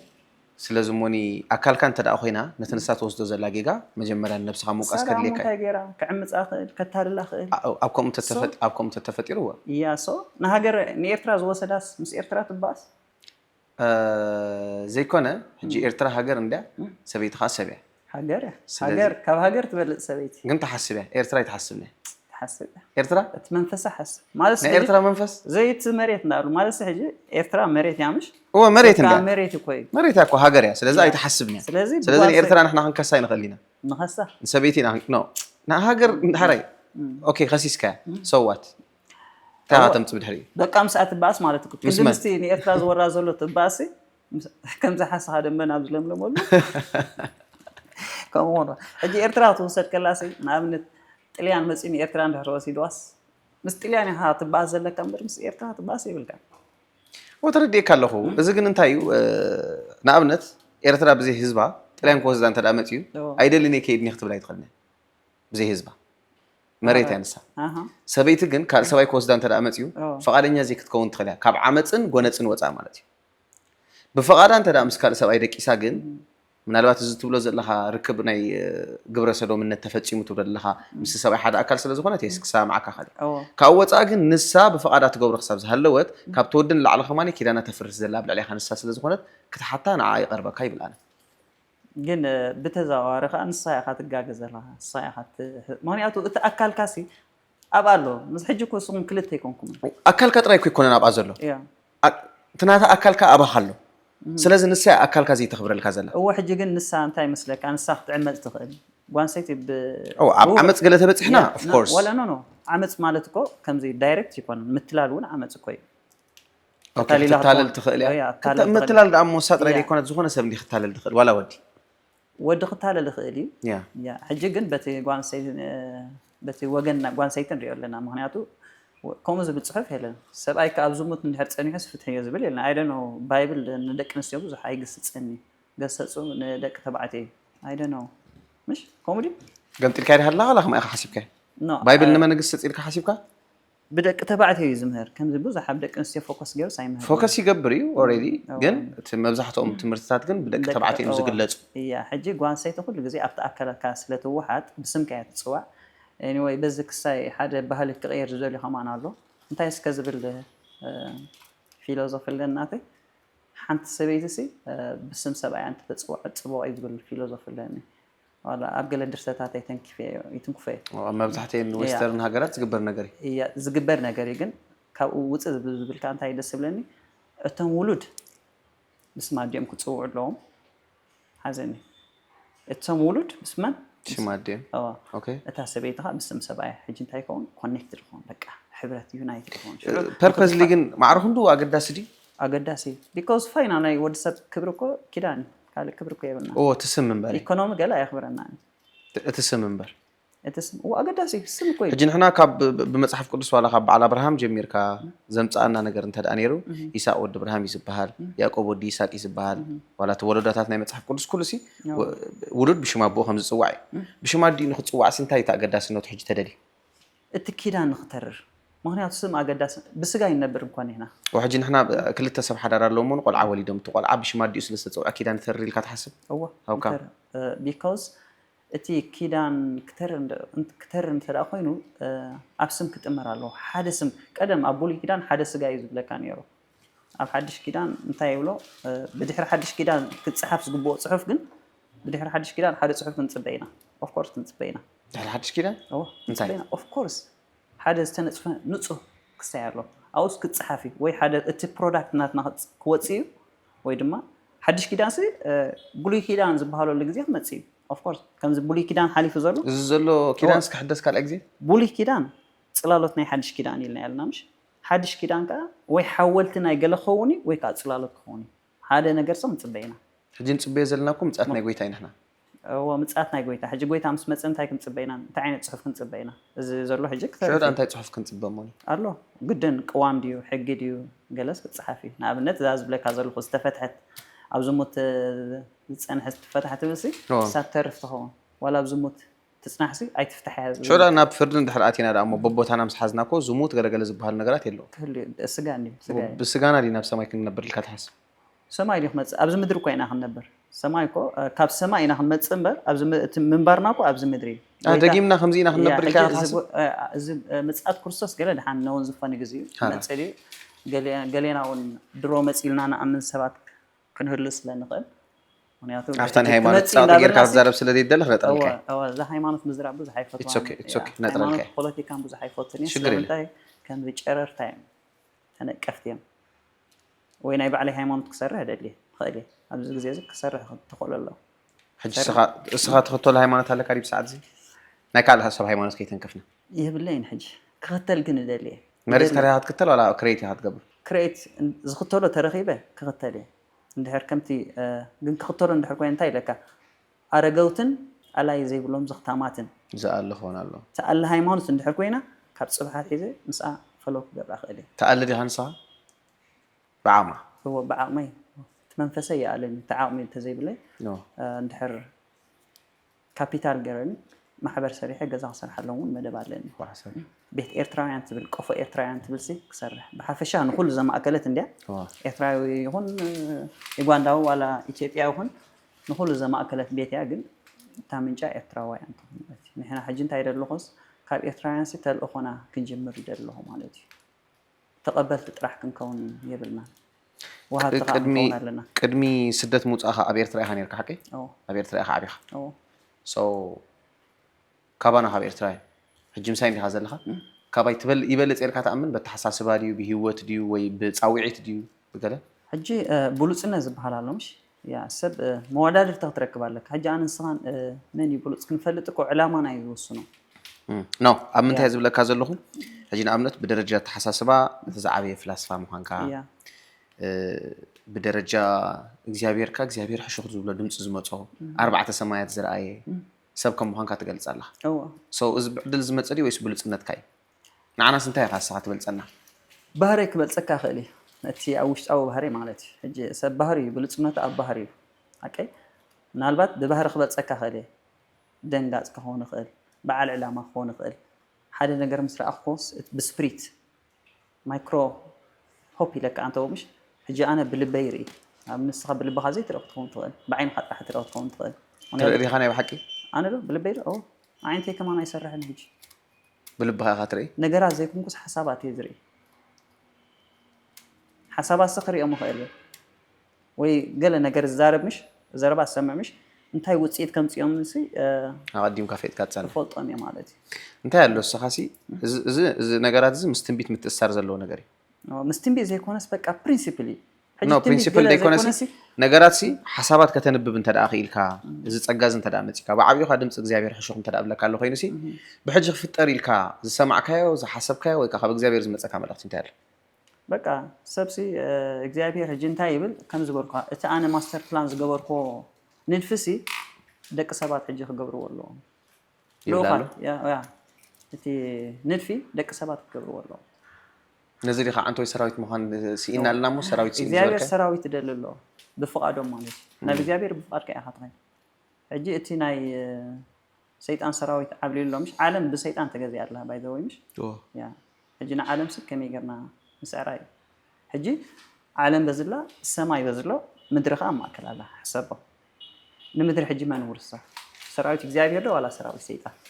ምድሩ ከያተባስ ዘላ ሕጂ ና ሃይማኖተኛታት ንፖለቲከኛታት ሲ ምድር ያተባሰም ዘላ ሀገር ካንዳበሉ ባሱ ዓለም ካንዳበሉ ባሱ ምሽ ሕጂ ሰይጣን በይወርሳ ወላ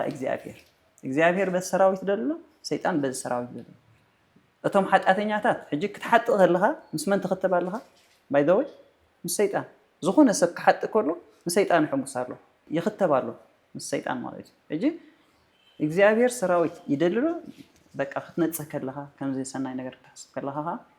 እግዚአብሔር ትኽተባለኻ ማለት እዩ ሕጂ ዚያስ ናይ ነፍስ ወከፍ ፍትያ ማለት እዩ ማለት ሰብ ምስ መን ኣሎ ክፈልጥ ኽእል ሕጂ ውፅኢት ናይ ዝኩሉ ተሓሳስባኻ ዝርኢ ዘለኹ ኣነሲ ካባናስ ኤክሰፕሽናል ምዃንካ እዩ ዘስተውዕል ዘለኹ ከምዚ ፍልይ ዝበልካ ሰብ ምዃንካ ያ ኣውት ኦፍ ኖርማል ማለት እዩ ኪኑ ሓቂ ንሓቅስ እንታይ ትብል ጠቕስላትኒ ደስ ትብለን መስለካ ኣነ ንሓቂ ረኺበ ሓቂ ግን ንዓይ ስኢናትኒ ሓቅስ ንዓይ ስኢናትኒ ላ ሓቀኛታት ሰባስ ንዓይ ስኢኖም ንብሎ ሓቂ ስኢናትኒ ላ ኣነ እኮ ሪኣ ኩሉ ግዜ እንታይ ትገብር ገለ ሪኣ ኣሎ ንዓይ ግን ሓቂ ስኢናትኒ ሕጂ ሓቂ ክትረኽበኒ ኣለዋ ንዓይ ኪኑ ሓቂ እየ ዝሓስብ ማለት እዩ ክንደይ መፅሓፍቲ እዩ ዘለካ جدا حمش سيدا بتحنا أب حسابي بزوج متحفتي زي المعلومات كتصحف غير يعني قرباتنا يسنى صحف تمرت جلس لذي وصوش بينهم زحيل الله اوكي تمرت توصل مدى بالك نايسنى ما كمرك نايسنى صحف عالمه يعني لا بتحسس بس كبزح حسابات كم تحسس باكو سنة صحف هيكون انا وحجي على سنة صحف سي ኣብ ብዙሓት ፍልጠታት ኣብ ፍልስፍና ኣብ ብዙሕ ነገራት ካብ ሰብ ክትምሃር ትደሊ ዓይነት ሰብ ኣይኮንካ ክምሃር ዘይኮንኩሲ ግን እቲ ስነ ኤቲክስ ዲኻ ትሕዝ ደሊኻ ኣካይዳ ኣካይዳ እቲ ኣነዳድቕ ሓደ ህንፃ ታንፆስ ሰይድካ ይታንፆን ኢኻ ኣነ ሕጂ ሓሳባት ሃኒፀ ኣለኹ ምሽ ኣብ ባይታ ክህነፅ ኮይኑ ግን ኢንጂነር ሲም ክሃንፅዎ እምበር ኣነ ሃንፆን እየ ተረዲእካ ሕጂ ክንደይ መፅሓፍቲ ኣለውኻ 5 ኣለዋ መሳብ ሕጂ ክንደይ ደርፍታት ኣለውኻ 7 ደርፍታት ግን ኣይትበሎ ናበይ ደርፍ ሽም ሃቦሽ በቃ ትምክሕቲ ኢለ ወይ መንነት ኢለ ወይ ተማር ኢለ ተማር በሃል ተማር ታይ ተማር ብልብ ዝርአ ሕጂ ክንደይ ተማራት ኣለውኻ 7 ኣለውን 7 ናብ ህዝቢ ተዘርጊሖም ደ ናብ ህዛብ ካብ ህዝብስ ናብ ህዛብ ተዘርጊሖም ኣለዉ ክሳብ ህዝቢ ኢኻ ኣነ ወዲ ህዝቢ እንደ ንህዛብ ግን ሂብናያ ማለትና ማለት ኣህዛብ መን እዩ ኣህዛብ መፅሓፍ ቅዱስ ዘይኣመንቲ እዮም ምሽ ዘይኣመንቲ ይኮኑ ኣብ መፅሓፍ ቅዱስ ሕጂ ብዛዕባ መፅሓፍ ቅዱስ ኣይንዛረብ ምክንያቱ መፅሓፍ ቅዱስ ገና እስኻ ኣህዛብ ክእረም ዝግብኦ ኣሎ ኣብ መፅሓፍ ቅዱስ ክእረም ዝግብኦ ኣሎ መፅሓፍ ቅዱስ ኣብ መፅሓፍ ቅዱስ ክእረም ያ ክእረም ዝግብኦ ኣሎ ብዙሕ ምክንያቱ ናይ እስራኤላውያን መፅሓፍ ወይ ምሽ ኣነ መፅሓፍ ቅዱስ ኣይጋገን ኢሉ ካብ ዝሓስቡ ሰባት ሓደ እዋ ኣነ ኸ እንታይ ይብለካ ምስለካ መፅሓፍ ቅዱስ ኣይሕሱን እዩ ግን ይጋገይ ኦኬ ንሓን እምነትካ ከኽብረልካ ኣብዚ ሓሳናት ዝኾነ ፅሑፍ ሲ ሓደ ሰብ ሓደ ኢሉ ክፅሕፍ ከሎ ጌጋ እዩ ዝጅምር ፅሑፍ ዝኾነ ፅሑፍ ሲ ጌጋ እዩ ዝጅምር ማለት ኣብ መፅሓፍ ቅዱስ ዝተፃሕፉ ፅሑፋት ብምልኦም ብመንፈስ እግዚኣብሔር ተመሪሖም ከም ዝተፃሕፉ ዋላ ኣብኡን ኣለና ፅሑፍ ሓቀይ ኣብነት ስምዖን ኣረጋዊ እቲ ክርስቶስ ክሳብ ዝውለድ ሲ ሞታይ ክትመውትኒ ኢኻ ተባሃለ ብመልኣኽ እግዚኣብሔር ካብ ፅርእ ናብ ዕብራይስጥ ገለ እንዳቀይሮ ከሎ እቲ ነቢ ኢሳያስ ዝፀሓፎ ፅሑፍ ሲ እንሆ ድንግል ክትፀንስ እያ ዝብል ፅሑፍ ምስ ረኸበስ ድንግል ክትፀንስ ስለ ዘይትኽእል ሰበይት እስራኤል ቀይሮ ነይሩ መልኣክ እግዚኣብሔር መፂኡ ግን ብለይቲ እንታይ ገብሮ ነይሩ ይዕርዮ ነበረ ነቲ ቃል ይብል ስለዚ መፅሓፍ ቅዱስ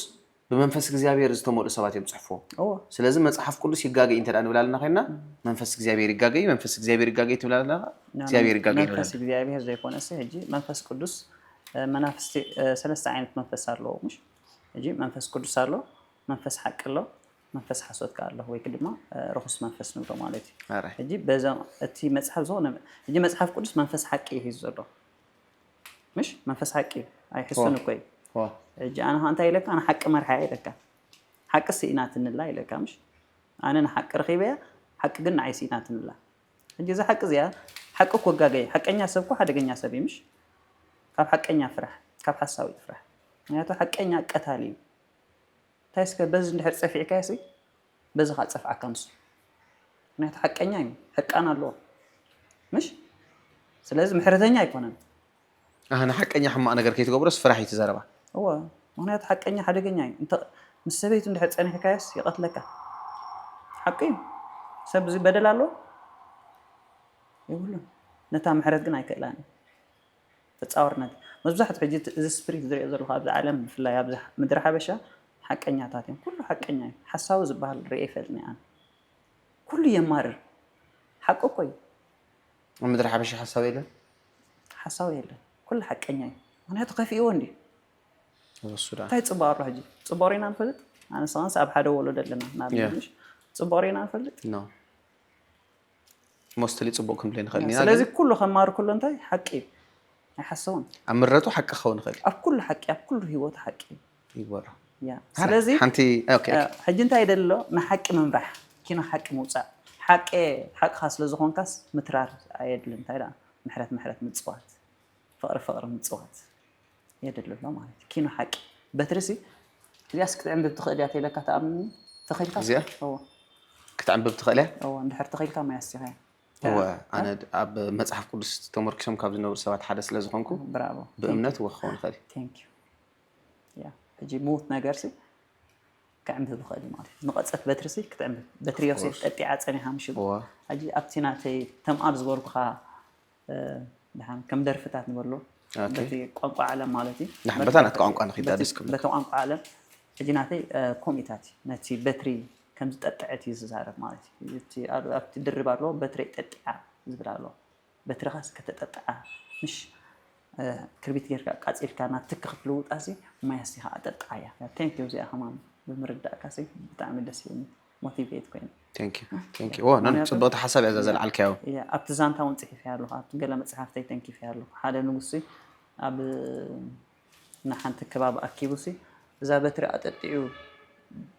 انتي يوم الزومسكه اذا بترسي اب غزاهم وسيتكم سي تخيلكم ما يستوى دلي بلوم يسحقوا قال حدا نصف ግን بغرو ما يستيامو ططيعه تصنح حجنتا نغسنت نسو ورسا مالجي كوم زغل زان هذا تطعس نغس كوني يدوم نير نغسنت ايكو نسو ግን امينو سو يلو مسسيا ططيعه حصين سي تعمبيا ما يتستيخا تعمبيا بامنت يا تعمبيا زبرت حجي نمنتا يسوات مش انبابا نقولو تبرسي عندي با مالجي كوم بترت ططيعه زنقص عندون انت حجي ستيبسي بقى ستيب مالتي حري كابتن حموشته مصحفتها حنتي صحف زي بلا مصحف አላትካ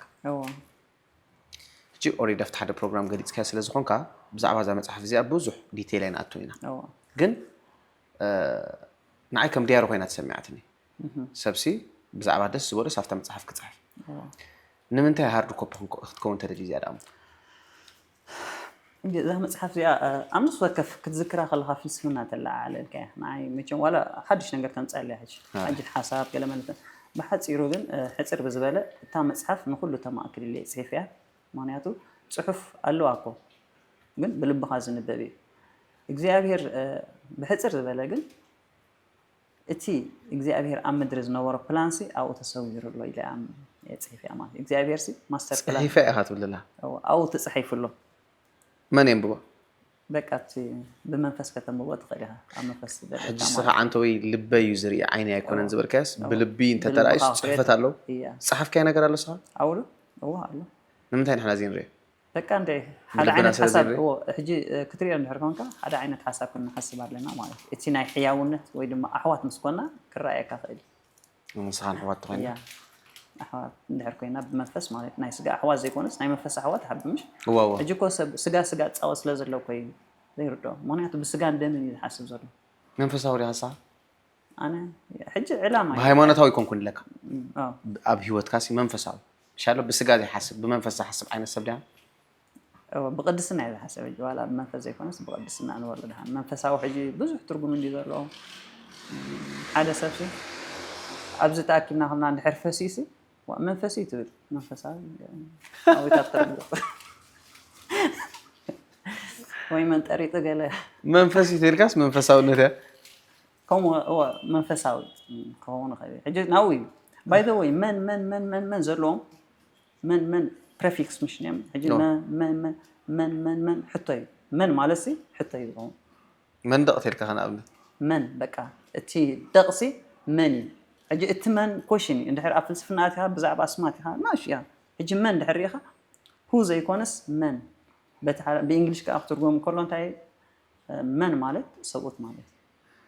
حجي منفساو تلكاس صوت تويت بلا الله ما كونتا كشرف خدي حجي تسحيبك ግን መወዳእታ እንታይ እዩ ደቂ ሰባት ዝዕውቶም ፕሪንሲፕል አውጽኻ በቃ አወረቀት ጽሕፍካ እዚ ከውን ይልካ ቅድመ ባይታኻ ምንጻፍ ደቂ ሰባት ቅድመ ባይታኦም ክጽሕፍሎ مش ድሕረ ባይታኦም ቅድመ ባይታኦም ክጽሕፍሎ አው ሕጂ ቅድመ ባይታ ክጽሕፍ ዲሃልህ ነርካ هو انا ቅድመ ባይታ ይጽሕፍ አው እንድሕር ጽሑፍ ኣሎ ኮይኑ ብልብስ ስለዚ ተራእየ እንተ ዳእተ ዚን ቢብንያ ግን ንምንታይ ካል ጽሑፍ ክጽሕፍ ተደሊ ናቱ መመላእታ ማለት ነቶም በዓይነም ዝርዩ ነቲ ጽሕፍ ከስ መመላእታ ሰባት ሕጂ ብዙሕ ገሊኦም በአእምሮ ዝሓስብሎ ገሊኦም ብልቦም ዝሓስብሎ ገሊኦም ድማ ገሊኣቶም ድማ ብስጋ ዝሓስብሎ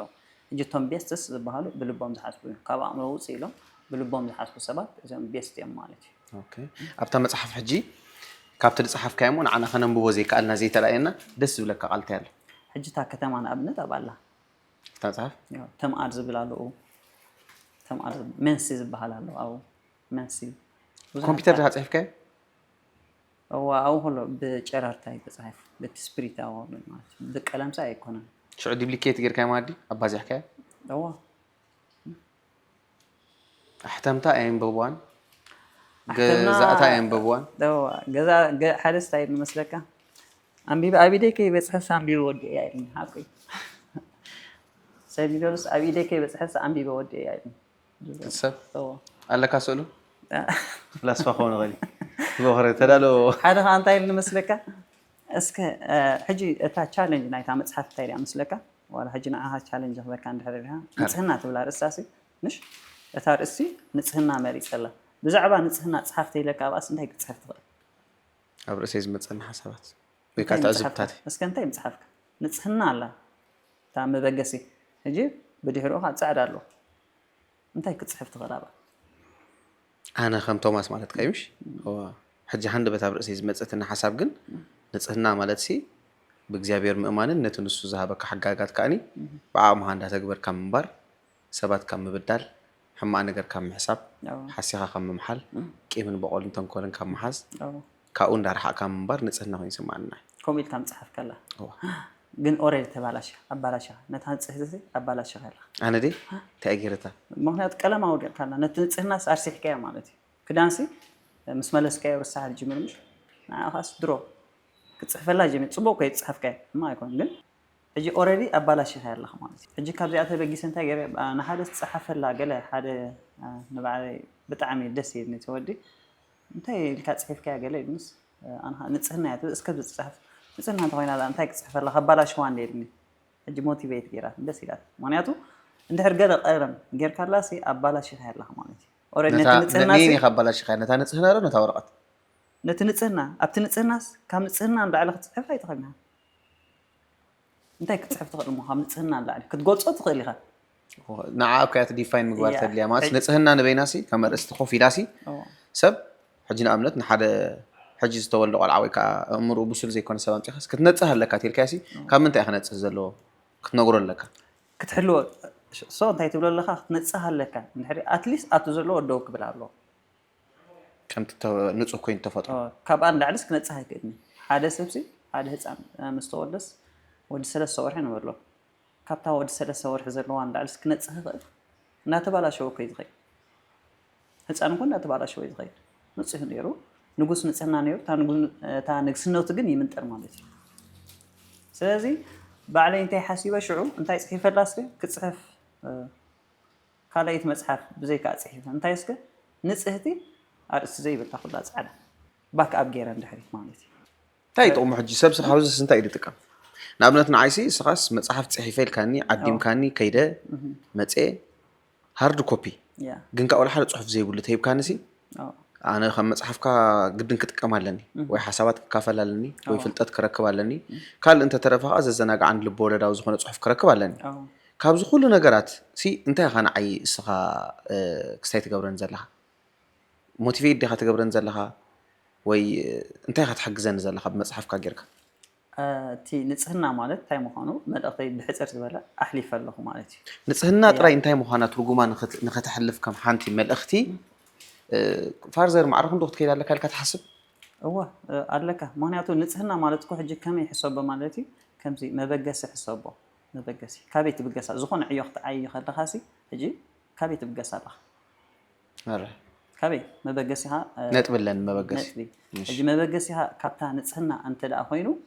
ተዓዊትካ ኣለኻ ማለት ተዓዊትካስ ትብገሳ ኣለኻ ስለዚ ሰኻ ነጥብ ከተደልሊ ኻጻር ዘለኻ እዋ ሕጂ ንጽህና ካብታ ንጽህና እንድሕር ተበጊስካ ወፊርካ ኣለኻ ናበይ ክትምለስ ኣለካ ናብታ ንጽህና ክትምለስ ኣለካ ገለ ነገር ዝተባላሽኻ ኣለኻ ማለት እዩ ክዳውንትኻ ምሽ ሕጂ ጽሩይ መሊስካ ከይድካ ኣለኻ ምስ ረስሐ ከዓ ተዓጽቦ ማለት እዩ ሕጂ ንጽህና ማለት ከምዚ ወደ ሕሰባ ከምዚ ከተማ ንጽህቲ ከተማ እሞ ሕሰባ ካብኣ ትወፍር ትምለስ እግዚኣብሔር እኮ ንጽህ እዩ ምሽ ስለዚ ካብ እግዚኣብሔር ውፈር ወፍርኻስ ካብ እግዚኣብሔር ይኹን ናብ እግዚኣብሔር ካ ማሽ እግዚኣብሔር ሰራዊት ይደላ ኣሎ ኢልና ምሽ ካብ እግዚኣብሔር ውፈር ናብ እግዚኣብሔር ካ ተመለስ ማለት እዩ ሕጂ እንታይ ርእይቶ ረኺብካ መጀመርያ ሰብ ገዚእዋ ዲዛ መጽሓፍ መጀመርታ ላ ገዚኦማ ከይፈለጥዋ ማለት እዩ ድሓር ምስ ረኣይዋ ጽሑፍ ዘይብላ ፀኒሓቶም ሰንቢዶም ጆሲ ታይላ ጽሑፍ ዘይብሉ ሂብካና ተጋጊና መጽሓፍ ወሲድና ኢሎም ንስያታ መጽሓፍ ንጽሕና ኢሎም እንታይ ኢሎም ስሕቁ ነይሮም ማለት ሓደ ዓመት ኾንሲ ኣስሕቃቶም እያ ተነስያ ሕጂ ደኣ እምበር ሕጂ ድሕራይ እንታይ ኢሎምኒ ኣብቲ ከባቢ ወይ ንዓና ሕሚምካና ነርካ እሞ ኢንተርቪው ምስ ገበርኩም እንቋዕ ከም ሰምና ሓመምና ማዕረ ኮይና እንቋዕ እኳ ኢንተርቪው ገበርካ ገለ ኢሎም ሕጂ ኩሉ ግዜ ኣብቲ ዙርያ እዩ ዘለዉ ይርብሾም እየ ሓቂሓሽ ግን ስለ ዘፍቅሮም እየ ዝርብሾም ፍቅሪ እዩ ንዓይ እምበር እንታይ ገደሰኒ ብዛ ርእሰይ ፅሒፈ እኮ ኖርማል ከም ሮቦት ክነብር ምኻሉ ወይ ከም ሰበይ ማለት እዩ ግን እቲ ስፕሪት እንድሕር ተሓቅታት ርኢኻዮ ገለ ነገር ዘየደቅሰካ ነገር ናይ ዓለም ነገር በዓል ፈልጥ ማለት እዩ ምክንያቱ ሓላፍነት የሸክመካ እዩ ድንቁርና ጥዑም እዩ ባይዘወት ዋላ ሕጂ ክድንቁር ምደሎ ንቕሓሲ ይሃስየካ እዩ ፍልጠት ይሃስየካ እዩ እንታይ ሃስየካ ሓላፍነት ከም ትሽከም ገብረካ ምክንያቱ ሰብ ጠፋ ኣሎ ትሪኦ ኣለኻ ገለ መለ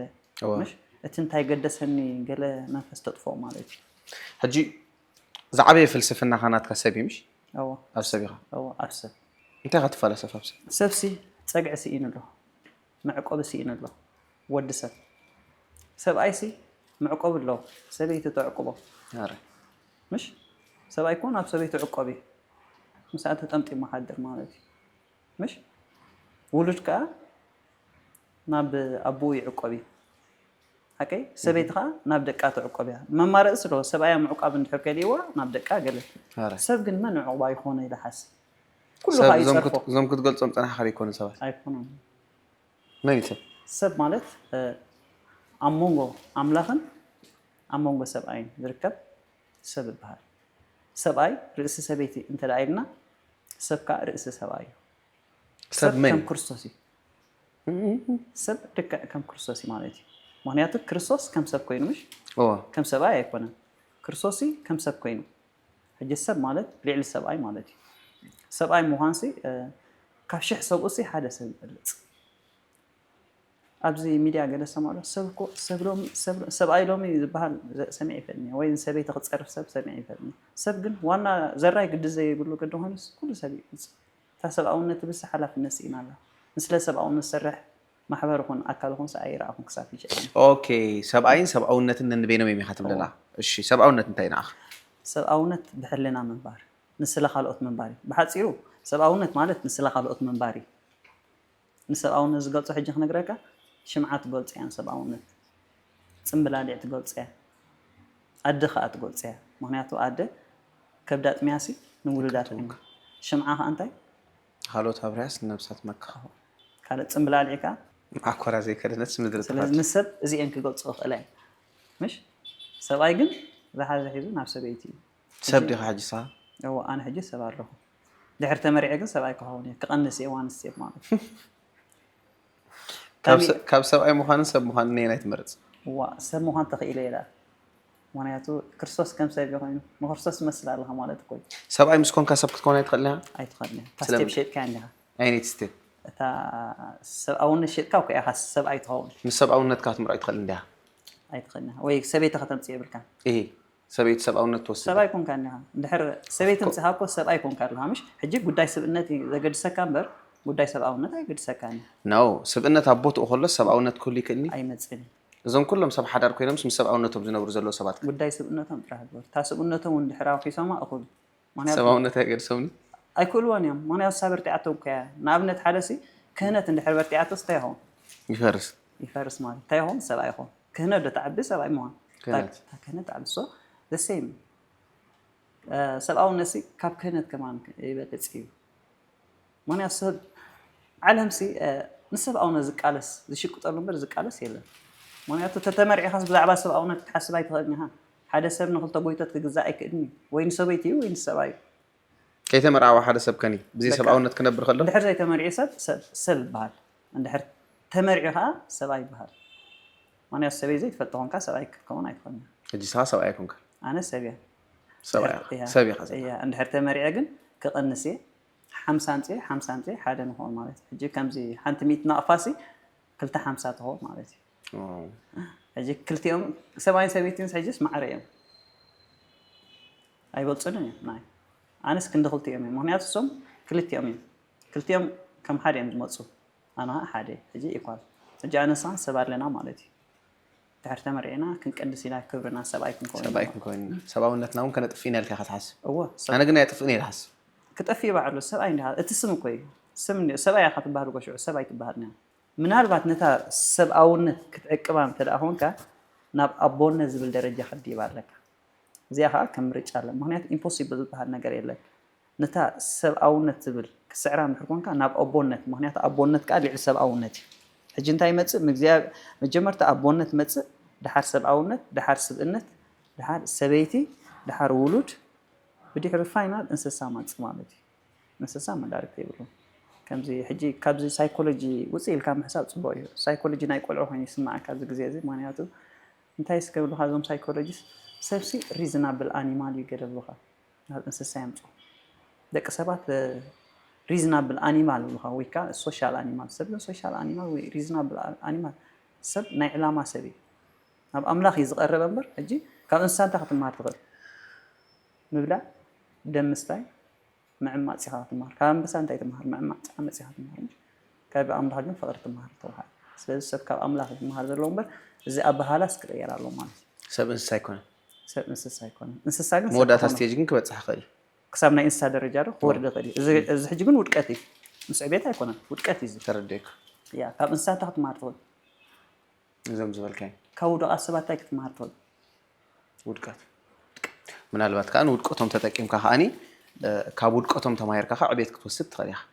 ነታ መንገዲ ዝተጠቀሙላሶም ከተሰውዕለሉ ክትርሕቆ ዳ ኣለካ እምበር ክትመሃር ትምህርቲ ካብ እግዚኣብሔር ሰብ ዝወደቐላ መንገዲ እንተ ደኣ ተማሂርካላ ነታ መንገዲ ብዘይ ምኽታልካ ናብ ዓወት ከብፅሓካ ይኽእል ወግን ክትመሃር ዘይኮንካ ካብኦም ሲ ርሕቀትካ ምሕላው ከም ኮሮና እምበር ካብ ውድቕ ሲ ውድቀት ጥራሕ ኢኻ ትመሃር ካብ ስረቃ ስታይ ትመሃር ስርቂ ኣብ ስረቃ ትኸውን ማለት ካብ ሓሳዊ ሓሶት ስለዚ ካብ ውድቕ ከዓ ውድቀት ኢኻ ትመሃር ሕጂ ካልኦት መፅሓፍትኻ ኣብ ፊሎዞፊ ዘተኮራ ድየን ነይረን ኩሎም ዳርጋ ኣብ ፊሎዞፊ እዮም ትፈትዋ መፅሓፍካ ዓይነት እያ ሳግላ 9 ኣርእስታ እንታይ ማለት እዩ ሳግላ 9 ማለት እዩ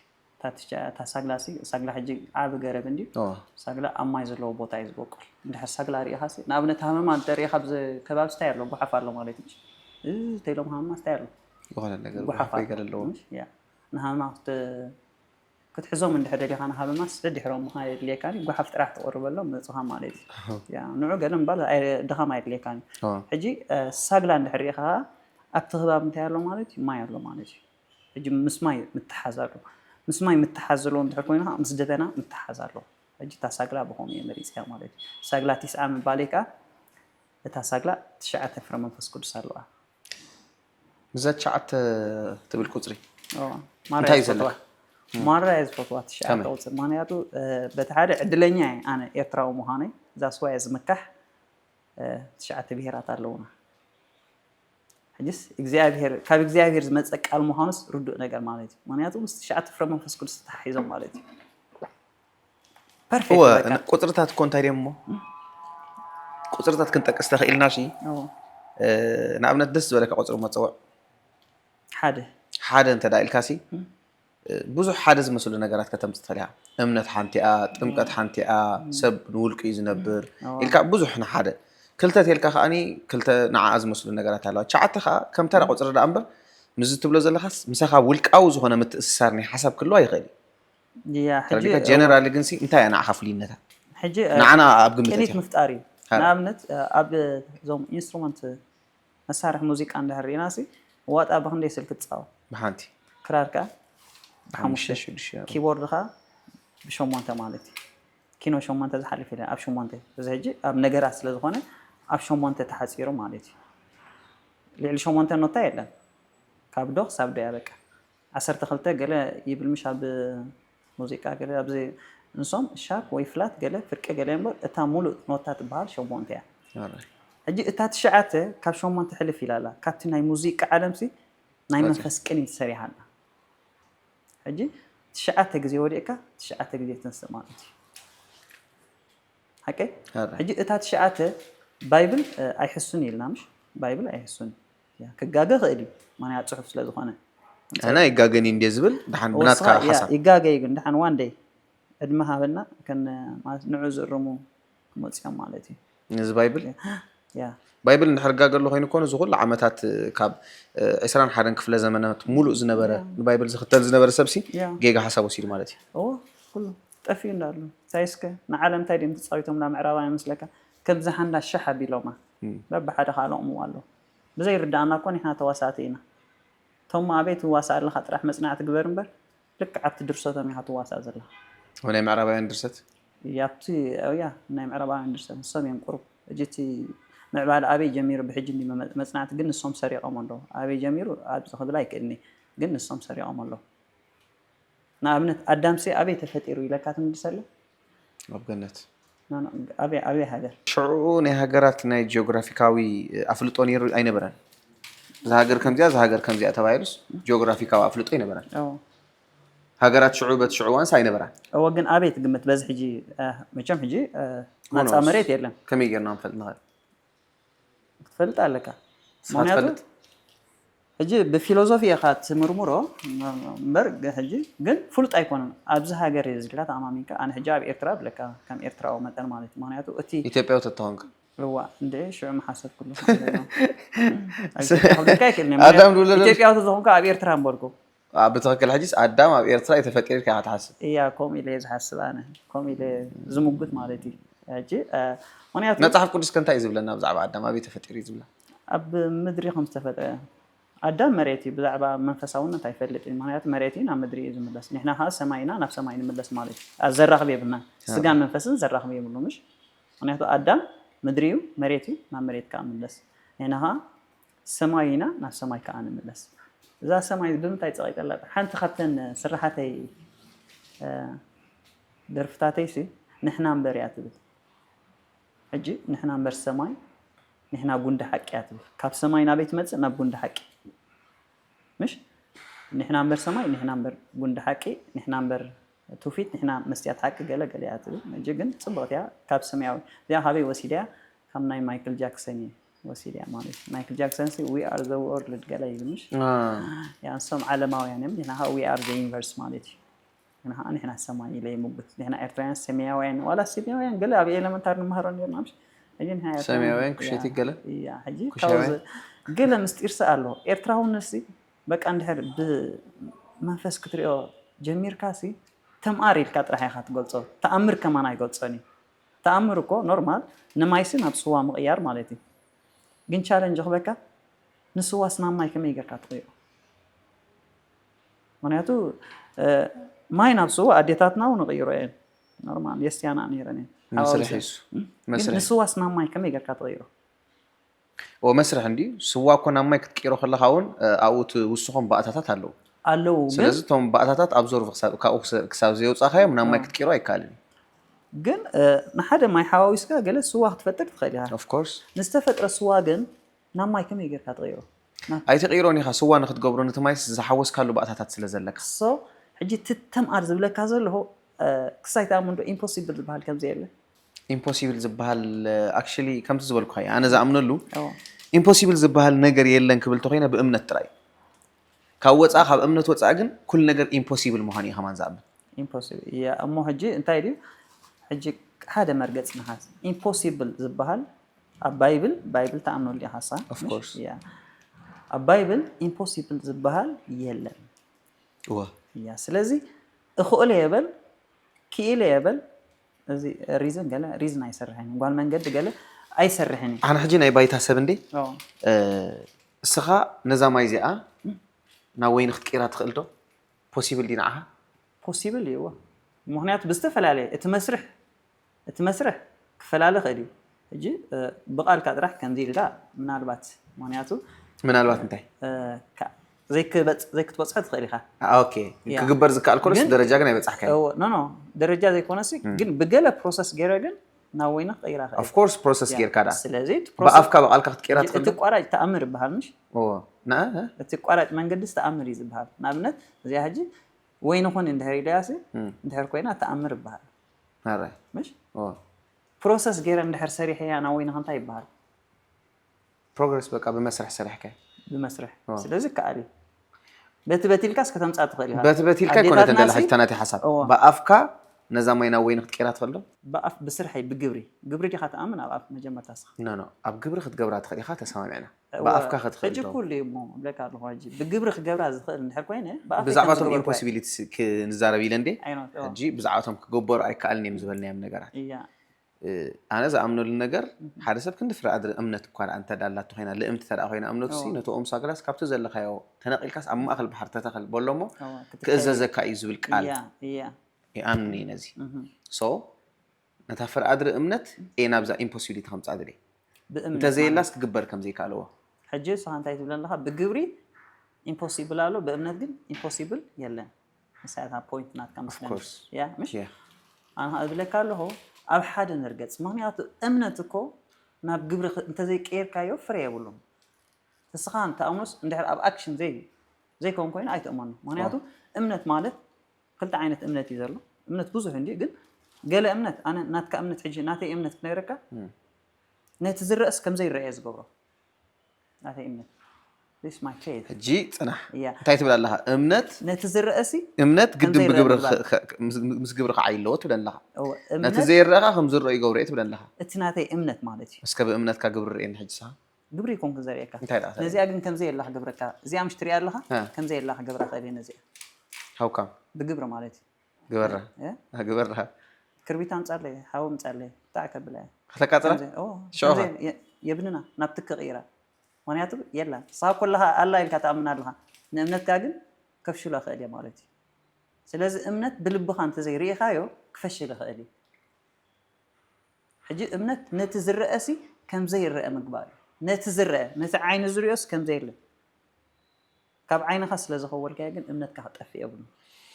ردي كان حجي تجامات علي نزرئ زي بوينت هذا نت تريوسي كم زي تريو مقبال امنت بال انا رئيز امن كيراو هي امني كيراو قلم بعشو اهلني كيراو هي تامنيها اي امنني انت ويكن بእግዚአብሔር امني الكنيرك ومو بእግዚአብሔር ممانكو نእግዚአብሔር ስለዝራخ ወይ ሕጂ ዛም ريخ اخن እግዚአብሔር صح يا دسي ناتو هاجر فلطي ناتو علامه ناتو برينسيبل فلطي اي نو غنابي خاري خين እግዚአብሔር صح اب لبيريو اب بحريريو اب سمايريو اب سميريو ስለዚህ مرأيت ብሎ ዘለኻ እቲ ናይ ሕልና ወይ ካት ብልብ ምርኣይ ዝበሃል ዘሎ ዳምበር ብዓይኒ ብስጋ ይኮነ ስእሊ ኻለን ኢማጂኔሽን ሕጂ ስእሊ ናይ ምንታይ እቲ ስእሊ ዝርዮስ ቲ ኢማጂኔሽን ኣብ እግዚአብሔር ዘለንሲ ወስቱ ብልብ ምርኣይ እንዲ ኢማጂን ምግባር ኮ ብልብ ምርኣይ ስለዚህ ሕጂ ኣባይታ ኸምጾ እንተ ብቅብኣ ድዩ እንተ ብነገራ ድዩ ክገልጾ ክሕብርካ ሕጂ ንሰባት ክትሕብሮም ኢኻ ትኽእል እምበር ከተሪኦም ኣይትኽእልና ኣቐዲምካ እምበር ኣቐዲምካ ንእግዚአብሔር ዝኣመንካዮሲ ኣበይ ስለ ዝረኣኸዮ ኣብ ባህሪ ስለ ዝረኣኽዎ ኣብትናተይ ባህሪ ስለ ዝረኣኽዎ ኢንተርናሊ እያ ሕጂ እምነትናተይ ማንም ክሰብሮ ኣይክእልን ማለት እዩ ሕጂ ብምርኣይ ብዘይ ምርኣይ ብተኣምር ገለ ዝፈታተን ኣይኮነን ሒዘ ዘለኹ እምነት just perfect born perfect በሃል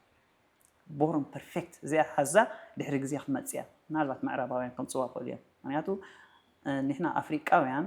ኣብ ከምኡ ቁርብ ደፋራት ተባዓት የብልና ምክንያቱ ከምዚ أنصار التحساس بمحاسب تبعت اللي كاي تبع سب بحالكو دفار زبحال باي ذا واي امونغو دفرتن تبعتنس دفار زبحال كمزي مبزحته دفار ابسوغي اذا امن نغوان سيت دفرات خدي انا امنت مش دفرت بحال اوكي تبعت ግን كتابيا خلها تبعت بحال امنت نتاقوان سيت نعم دابل كتابي خلاها تبعت حجي أمونغو حسابات حساب مزرعة مالتي دفرت جن أمونغو سبات مبقى اسم مالتي حجي تبعت يدلي هكا ما يبحق تبع سب يدلي اتيناي فيمينيزم وإذا ما نايدك نسي تحساسبات سايروس أبتناي تبعت درجة خلص مالتي إذا تبعت حجي نقول تصلاد خونين قوان سيت تصلاد كنا كاي تخدمه ولا شيء تغي مش وتبعت هايجن تبعت انت حيزر نقول ست صاكم تمرحنا تحارنت البحال علامها بدك تبعتي بتصح مالتي اوكي بوعدي لنا نكون تسفا قبر من أربعة زي تودع حساب انت لك خير بزعبا سايد شانل لازم تخطاتلتني شيك حساب زبلو حساب تنف كاصنيحه كتبلك فقدلك هراي ودز بحوي زخبركم تخطاتلتي اذا شانل زيا خمس عنتو يزبلكم جونز فاميلي تبل نايس نطبباوي يوحنس ستيفانوس مس دقو سمار يوحنس دانايت يوحنس كومون توماس يوحنس نايس درابي channel يا سخمون سبسكرايب بمغوار ابالات ቤተሰብ ነዛ channel ክትኮኑ እንዳዓደምኩ ቀጻሊ ከምዛ ዓይነት መደባት ከምኡን ጣዕም ዜማታት ሒዝና ክንመጽና በዛ channel ሁላትኩም ሰብስክራይብ ምግባር ከይትርስዑ ፈተውተና ይዘም ስድራ ቤት ዝኾንኩም ወድዝ ባሕወይ መደብና ናምውዳና ስለዝኾና ዝኾነ حساب ኣይገለጽናየን ወይ ከዓ ክብሎ ይደሊ ነዚ ህዝብስ መልእኽቲ ለን ትብሎ ነገር ተሎ ተፈደል ንህዝቢ ዘይኮነሲ نابي هزاب ما الأخذ اللي أنا مالتي هزاب زم ناتنا ديم هزاب بقى اسم أمارة ثم بيننا أجي أهزاب أنا هجي ود حزب اللي لك حزب لا أخي كيف حزب تلاقي خصم تصفي شاز نوع ما الأختي بالك نعود كبروا حلو ترى حزب قالس أجي نابي هزاب ما الأخذ زلين إيش نابي هزاب أنا استوى ما يتفتح ما جمرته أوه فتح كترفسي كلنا نسرح مالتي تا فتح زي بالله كتبها كلنا تتسامعنا لقينا نهنصا اجي كبرنا نحلو له غزيس نمص مالتي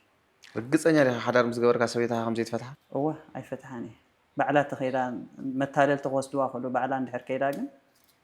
انا رغصኛ كوينا خنغرك ازدلي انت تمرعي مالتي اي فتحاني انت تفتح فتاح اندحري لا وي متالل ولا بعمص كوس بنات انت لا خينو انا ግን ابتا كبري مس እግዚአብሔር ዝና بدحر اساي مروني بدحر عند ተመሪያ ማራ አይኹም ሰቤታት አብየካ ትኸሉከ ግን እንድሕር ተመሪያ ካንስ خمسة ካብ አይታ አይሽንها እንድሕር ስኻ ዘይ ተመሪያ ታክብርካ አቂብከ ዋና ነገርሲ በክዲ ዝበሃል በዝናትና ጻዋ አይኔ እንድሕር ዘይ ተመሪያ بدحر ሰቤታ በክ በሃል መስለን በኪ ያ ኦኬ በክ ማለሲ ናበትከ ገለ ሃይብዋ በክ ማለሲ ما تقرينيا بوزح عندي تقرينيا فلسفنا يتوكاي يا حجي بينها تنبر عليك صاز كدمرعي بالكم بدحرا وانا تعرق خمت صخيل صباح حسابي نيكست تايم ترخيبنا خلوت حسابات كندسس تسفا يقبر لو ما عندنا نبرنا صنحيت كن ابزيات عصنا يا ثانك يو ودز بحوي نيكست تايم كنا تسفا يقبر ثانك يو اخبركم ساعاتكم وفيكم كتكاتاتوا لنا سلا صنحكم بخبر اندامسغنا كمتي اقدم زبلكم سبسكرايب مغبار يترسعوا ابقصال مدبر رخبنا سلام عوريسي عقاسر كلنا عجيبه